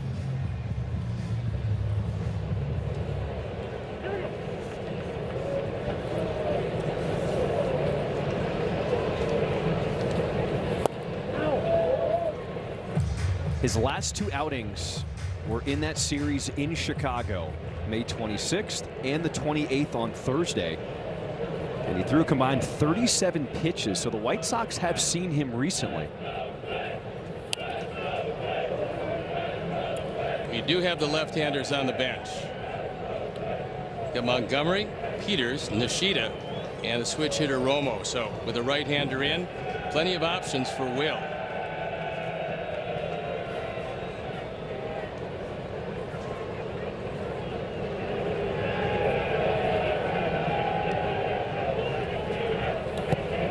Spikes that one. Taken off for second. And a nice job by Gonzalez getting aggressive now in scoring position. Heads up play, but as soon as this ball just trickles away, Jacob was off to the races. This is just good base running.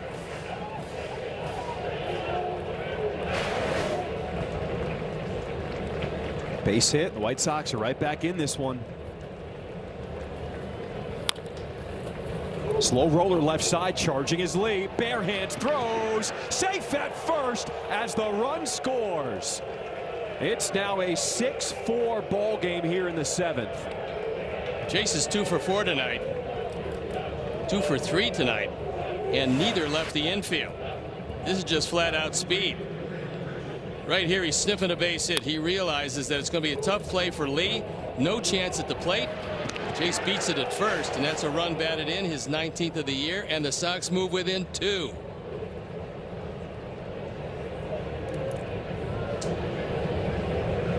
Randall Grichuk 1 for 3. Doubled and scored in the 3rd inning.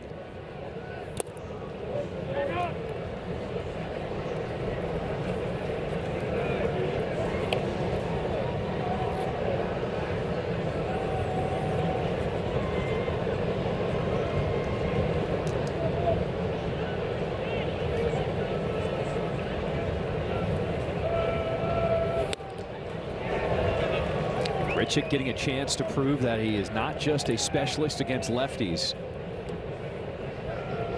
as he stays in here against Andrew Morris, the righty.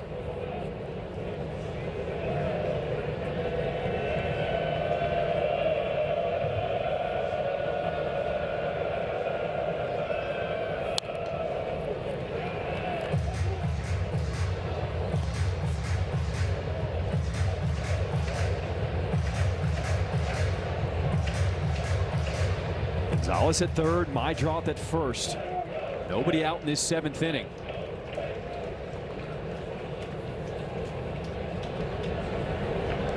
One ball, 2 strikes.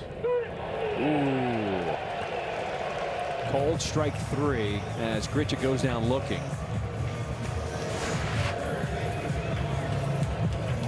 It's a good breaking ball. It probably just shaves off the outside corner.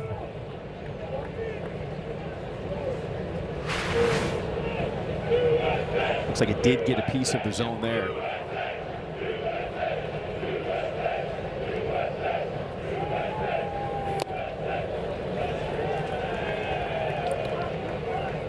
This becomes a very big at bat for one of the hottest hitters in baseball, not only just on the Sox team.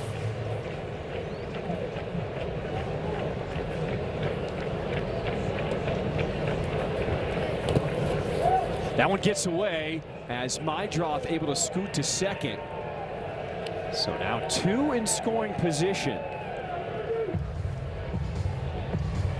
Jacob read it very well, because if this gets away to the first base side, you might make a case for going, but not to the third base side. But out of a double play situation. Rolled a wild pitch. Now 1-1.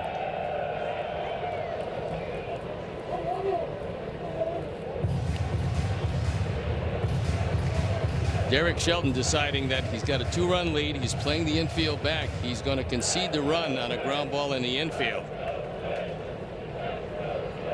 and keep the lead.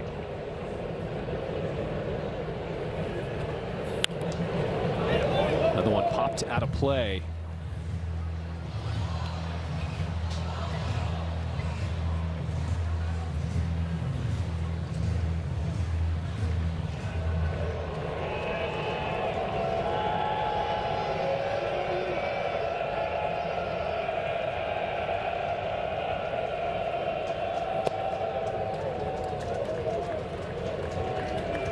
So that was a nice job. Saw in the stands that last foul ball.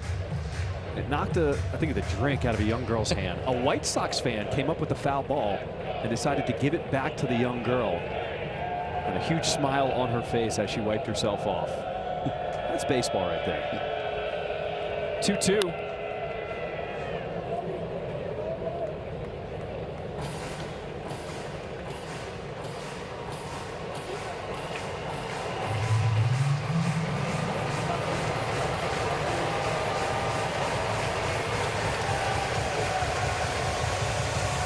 White Sox trying to climb back in this game and has not been very clean defensively. But Miguel Vargas a chance to erase all of that here in the 7th inning. Look, this has been a battling team all year. They're never going to give up. They had enough at bats to be able to claw their way back into this, and a base hit here. It's a brand new game. 2 balls, 2 strikes.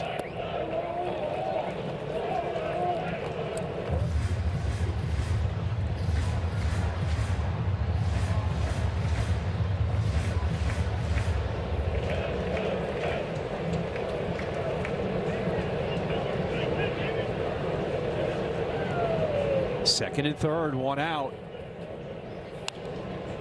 And a good battle by Vargas.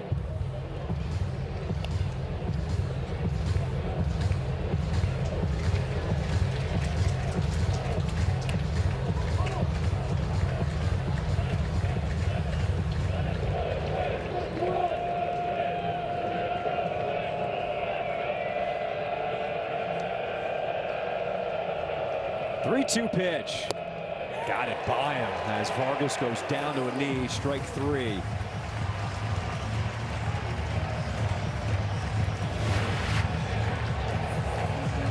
Big strikeout from Morris, 100 miles an hour. Just throws it by him. So now Colson Montgomery will come on to pinch hit.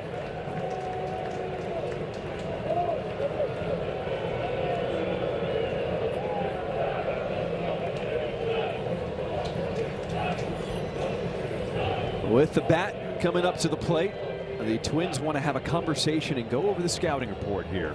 Pete Mackey coming out. He wants to share that report with everybody in the infield. All right, well, we have this break in the action. It's time now for a message from Ankin Law. Cool under pressure. Competitive, yet relaxed. High intensity, nice. Leader in the infield. Leader in the courtroom. Have you been injured? Call Howard, 312-6-million. Injury law made personal. That's Ankin Law. I mean, when you're at Ankin Law, now you know you're a big-time star. And now Colson Montgomery to the plate, hoping he can deliver here in the 7th inning.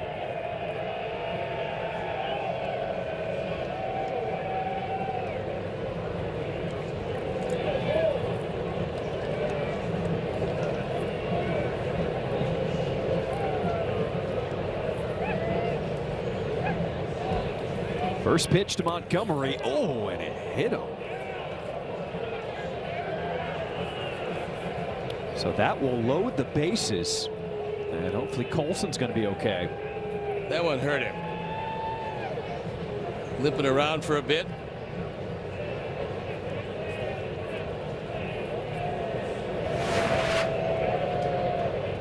Throws that slider inside and hits him in the knee. The left knee, and they're going to come out and have a look at it.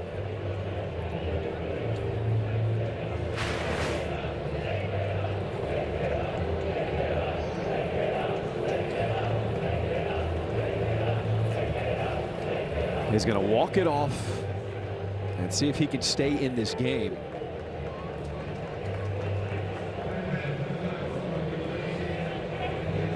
You can tell it is not comfortable right now.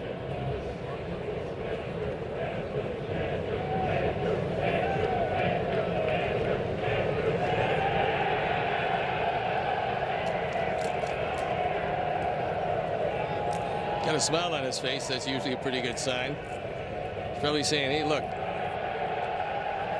I seemingly had a night off. I'm sitting on the bench minding my own business. Next thing you know, I'm up. First pitch hits me in the knee. Not a great plan. But I read his lips. He goes right on the kneecap. He's a gamer. He's going to stay in the game.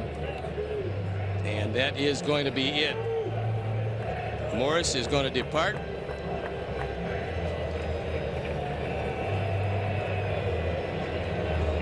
Call to the bullpen, and we'll undoubtedly see a left-hander to face Sam Antonacci. So with the bases loaded, we're going to step out and back.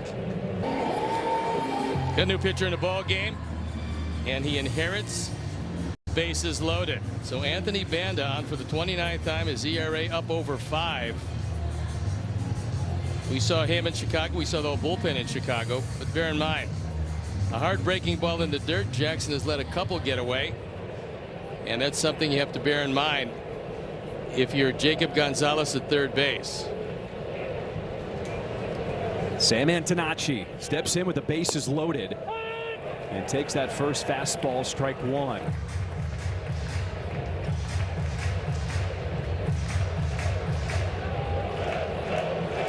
Larnick is fairly deep in left. A lot of room to drop the ball in front of him.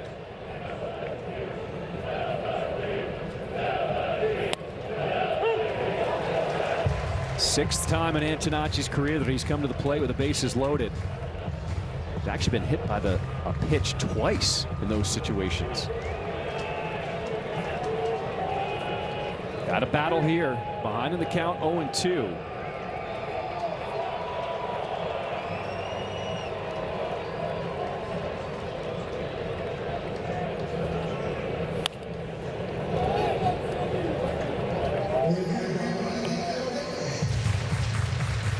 White Sox have been out hit tonight 10-7. But a little poke to the outfield could tie this game.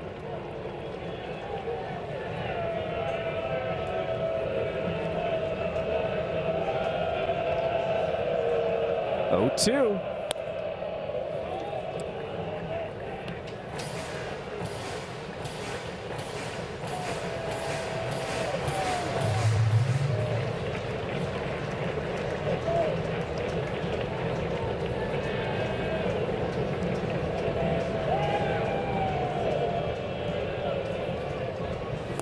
Breaking ball got Antonacci swinging, and the Sox lead the bases loaded. Time to stretch here in Minnesota. This Lou Gehrig Day. Join the Chicago White Sox in the fight against ALS. Visit MLBtogether.com/4ALS to bid on the White Sox commemorative bat signed by Colson Montgomery. Join the fight against ALS today.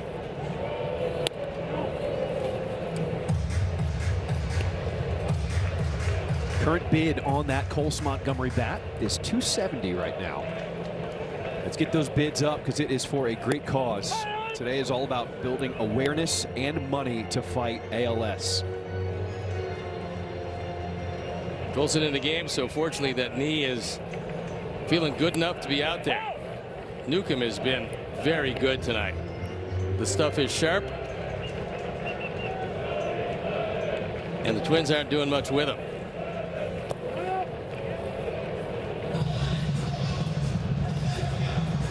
The White Sox able to scratch one across in the top half of this inning, but unfortunately left the bases loaded as the Twins still have a 2-run lead.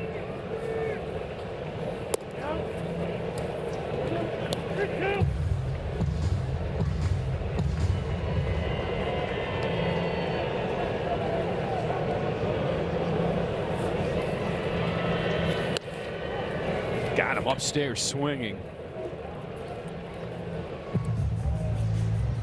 All right, so Drew Romo enters the game behind the plate. Colson Montgomery is at short. Hills in left, and Acuna moves from short to center.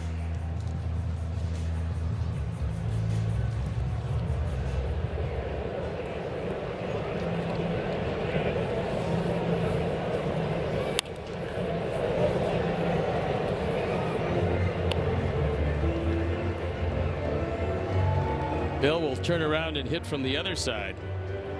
He's been on twice tonight and scored a run.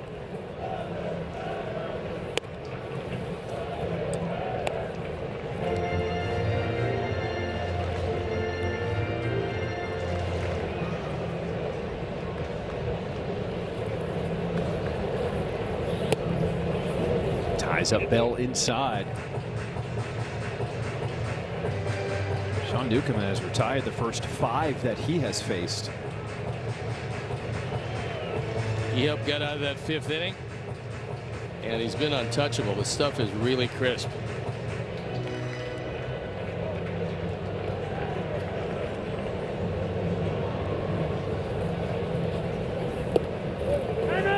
And did that one hit him? Yes, it did.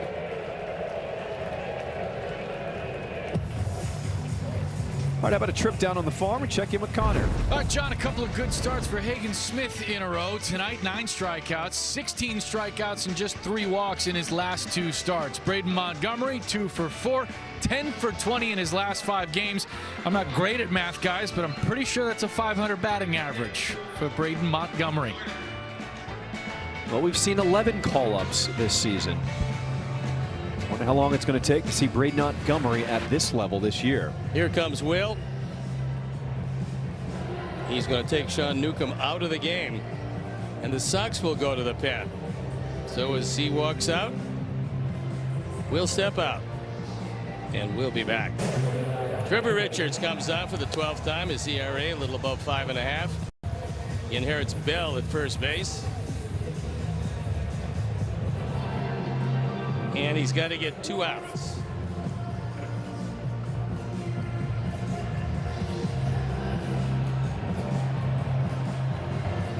One thing he doesn't have to worry about with Bell at first is a stolen base.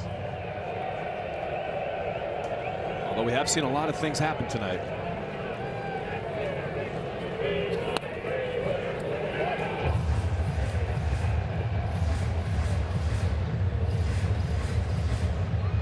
Ryan Kreidler comes on to pinch hit for Larnick.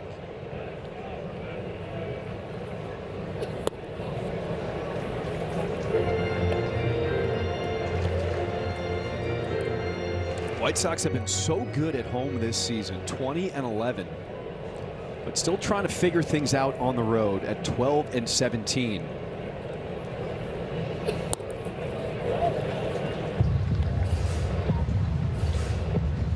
It's not easy to win on the road. Nope.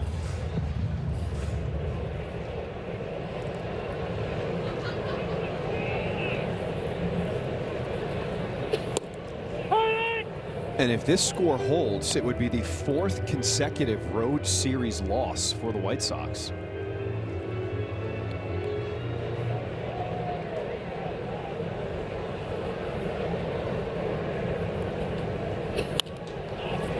Popped up. Colson Montgomery. He will call for it. Out number 2 here in the 7th inning. Back in the 2nd inning. What a play by Sam Antonacci. He comes out of nowhere to put it away, and it's out of the inning. That's our All-State Good Hands replay.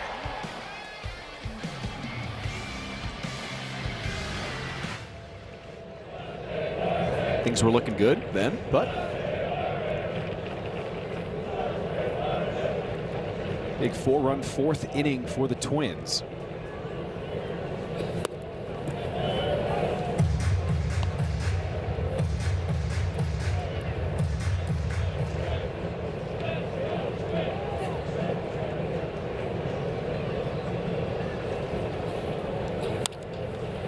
Ground ball, and as Vargas looks at second, and we'll get the lead runner to end this 7th inning. White Sox with 6 more outs to try to mount a comeback. Sox fans, tomorrow's the last day to enter the Summer Suite Sweepstakes, where you and 9 friends could watch Sox from the CHSN Suite at Rate Field on June 13th. Scan the QR code on your screen or visit shop.chsn.com and sign up for a Sox Summer Pass for your chance to win. No purchase necessary. See official rules for details. It's a good problem to have, but the hardest part about that is narrowing it down to 9 of your closest friends and family. It'd be a great thing to win. Food's pretty good. Ooh, the yeah. view is outstanding. Climate controlled.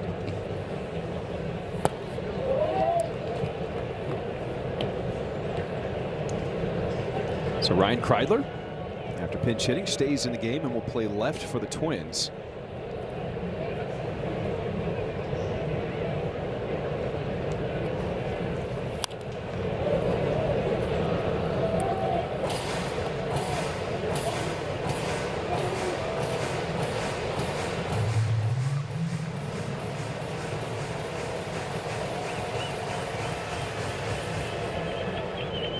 Just a 2-run ball game as we start this 8th inning. We've seen some pop from Derek Hill, 3 home runs this year, and they have all come off of lefties.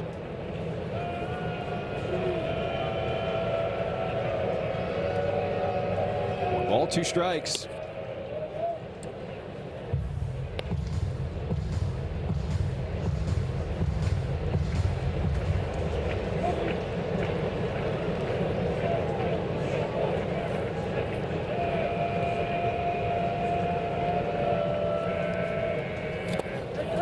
Swing and a miss. That one gets away. Hill down to first.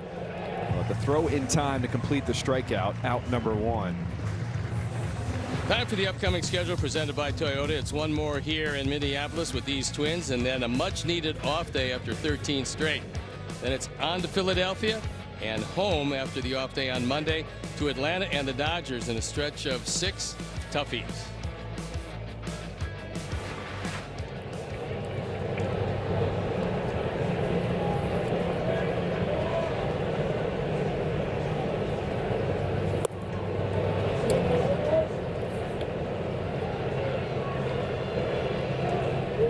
Home run last night for Andrew Benintendi, but he is 0 for 3 with 3 strikeouts tonight.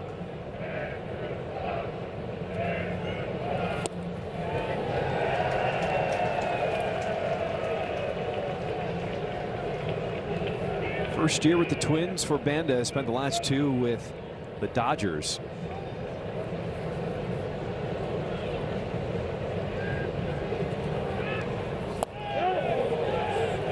Did go around, strike 2.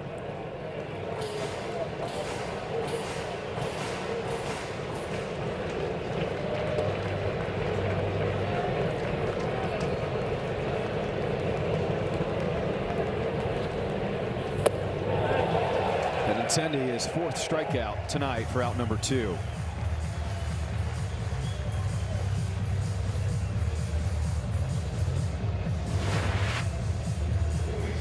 It's a hard breaking ball out of the zone.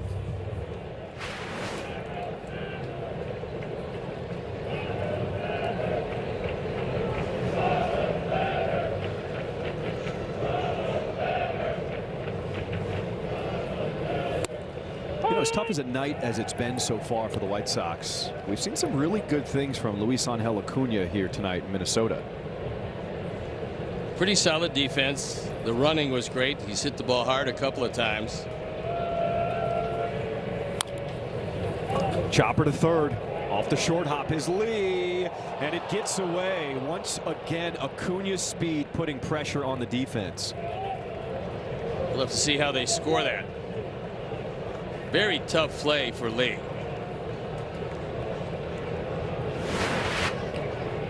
I'm thinking at home it's a base hit. A few too many steps for Lee. And then the throw's not quite there. And Clemens, who plays just about everywhere, couldn't come up with that. So they do rule it a base hit. Every time Acuna has been on, he has scored tonight. This is his third time on base. Gonzalez was the guy that broke the charm. They were 0 for 8 against Prelip until he drove the ball into right field.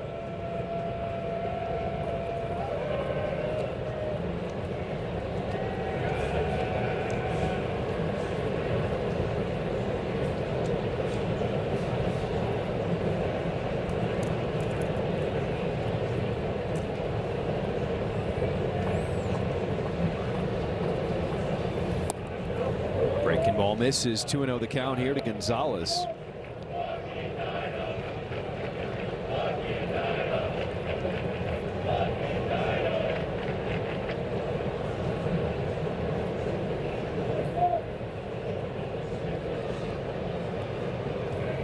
There goes Acuna.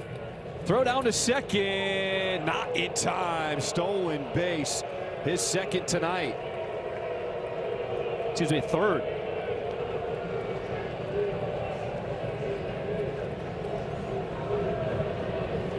Derek Shelton says play on. The swipe tag missed him.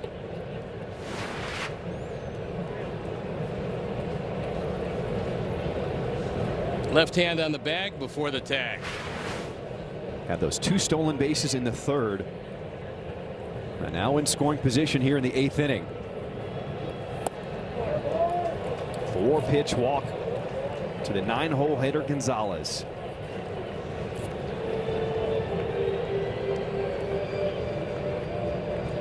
Derek Shelton pops out of the dugout. The night is over for Banda. And Chase Mydroth with a chance to do some damage to the hopes and dreams of the Twins tonight. He'll walk out, leaving 2. Chicago Sports Network is your streaming home for White Sox baseball. From the first pitch to the final out, plus pre- and post-game coverage. Stream it all live on the CHSN app across your favorite devices. Get started today at subscribe.chsn.com. Chicago Sports Network, full stream ahead. Former White Sox pitcher Yoandres Gomez comes out for the 23rd time with an ERA just over 4. Tying runs on base. Chase Mydroth with a couple of hits, both infield hits, and 1 run driven in with a chance to do some damage.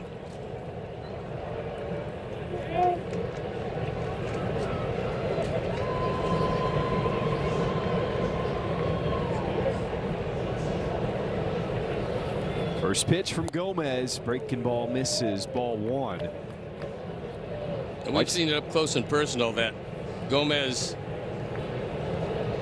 doesn't have the greatest control around. How about Acuna? First White Sox player since 2010 with 3 or more stolen bases in a game.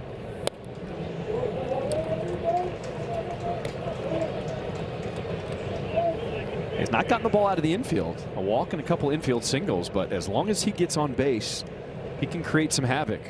Get Tristan Peters in the on-deck circle.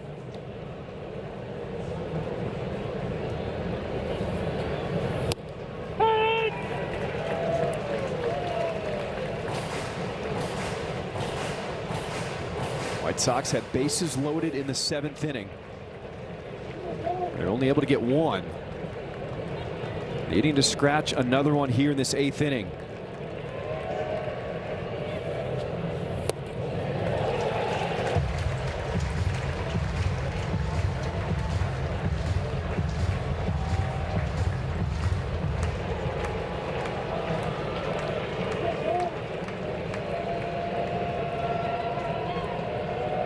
First and second with 2 down. Breaking ball, got him swinging.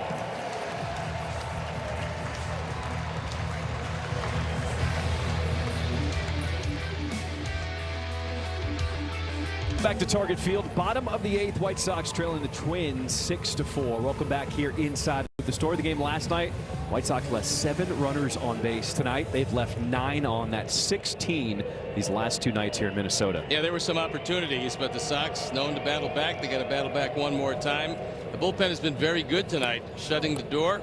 Davis Martin, an uncharacteristic outing because he's been brilliant this year. So now it's up to Richards to get out of this inning, turn it over to the offense, and scratch across at least a couple.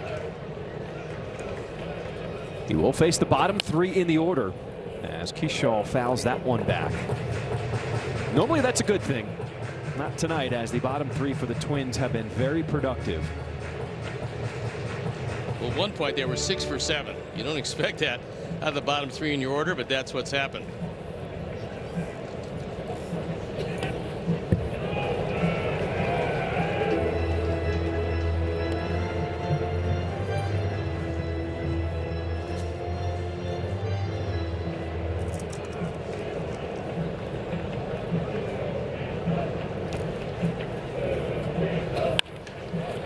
On the ground to Colson Montgomery with the big hop to throw across.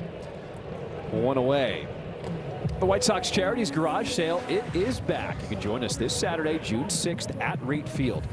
Best thing is admission. It is free and open to the public. You can shop game used equipment, autographed baseballs, bobbleheads, and more. For more information, visit whitesox.com/garage sale. There's some good stuff you can get at that garage sale. Especially the game used items. Sometimes those things can get really pricey, but the garage sale, you can find some deals. The gear is becoming very popular, not only in this country, in Japan, as I understand it. And you see more and more, we go on the road, you see more and more of Sox jerseys and hats and just about everything else.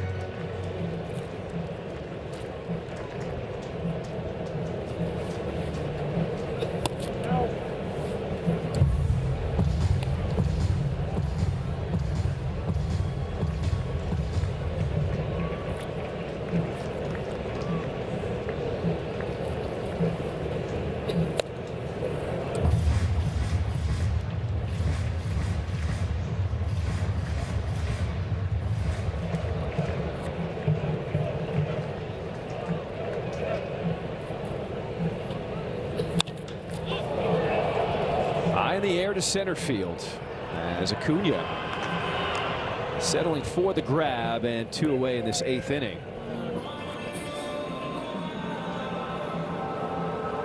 The entire bullpen has done a whale of a job tonight. They have not given up a run.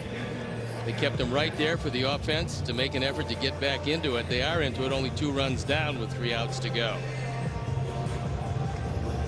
Clearly, it was not the kind of night we have come to expect from Davis Martin. You're going to have nights like that as a starter. But offensively, the White Sox have still had chances to come back in this game.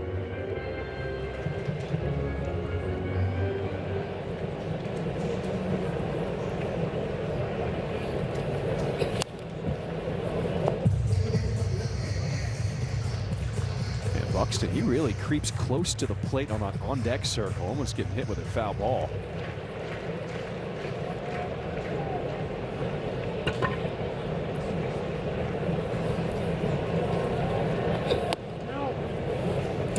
Really wants to get a good look at the pitcher, what he's got coming in. Well, he's been around a long time, and he hasn't gotten hit yet, but he is pretty close.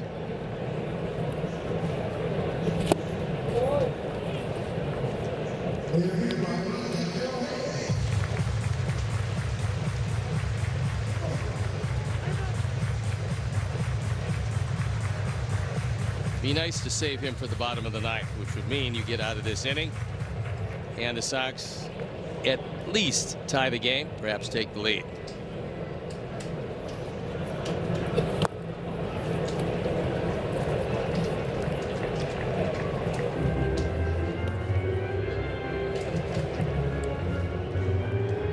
Alex Jackson 2 for 3 in the 9-hole tonight. As Trevor Richards trying to give the Sox a chance. 3-2. Got him swinging. All right, here we go. To the 9th in Minnesota with Miguel Vargas due up second when we come back. White Sox fans still got the smile going. He's got faith. We all have faith right now. Top of the 9th, only a 2-run ball game.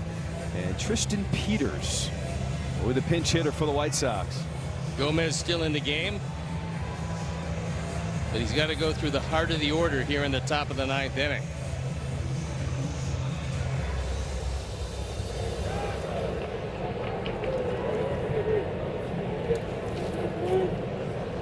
See Lee creeping in at third for a potential bunt here.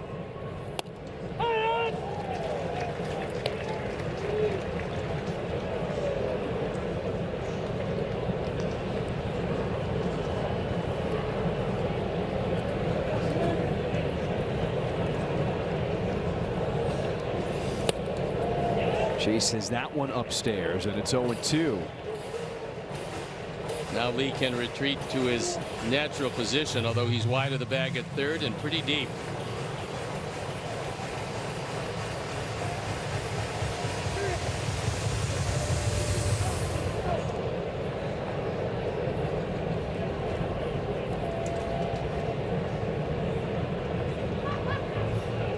Oh, 2 to Peters. Got him swinging for out number 1.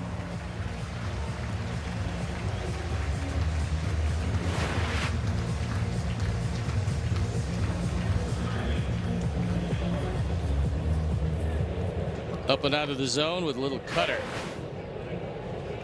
Steve, that is now 14 strikeouts for Twins pitchers tonight.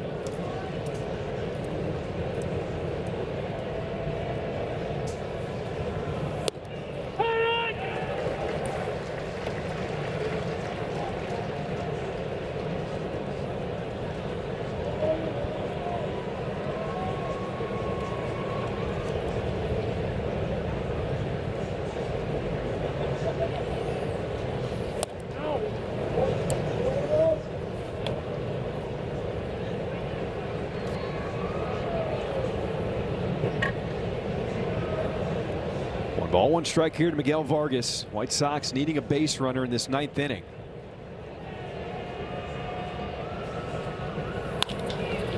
On the ground, it is Gray at short. And the Sox down to their final out of the ball game.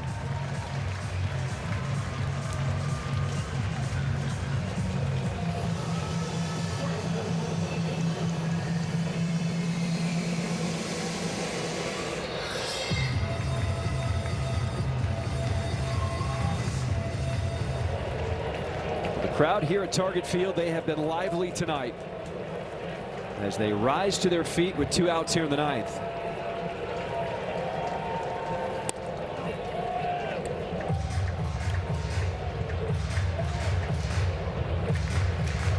Just get one on, you bring the tying run to the plate.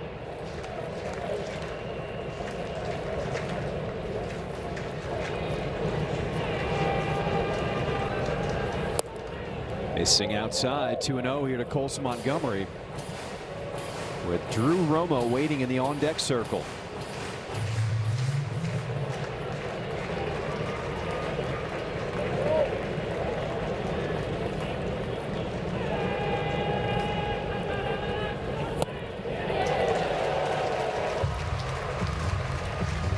Wenjus Gomez has always had good stuff, but it looks like he's been able to harness it here with Minnesota. And getting it over the plate was the big problem. He's played with some pretty good baseball teams. They let him go because of the lack of command, but not tonight. He's thrown a lot of strikes. Colson Montgomery in the air to right center field. It is Buxton at the warning track, and that's gonna do it. White Sox will lose this series after falling here in game 2, 6-4 to the Twins. Sox had their chances tonight, but it was too sloppy a game. And you're going to have that with a young team. Happened to the Sox tonight. So, day game tomorrow. Get your rest. Sox will try to salvage the finale of a 3-game series. And the end of a lengthy stretch as they wrap up 13 games in a row tomorrow. Final score, White Sox fall 6-4 for Connor McKnight. Steve Stone, I'm John Triffin. Coming up after the break, it is White Sox post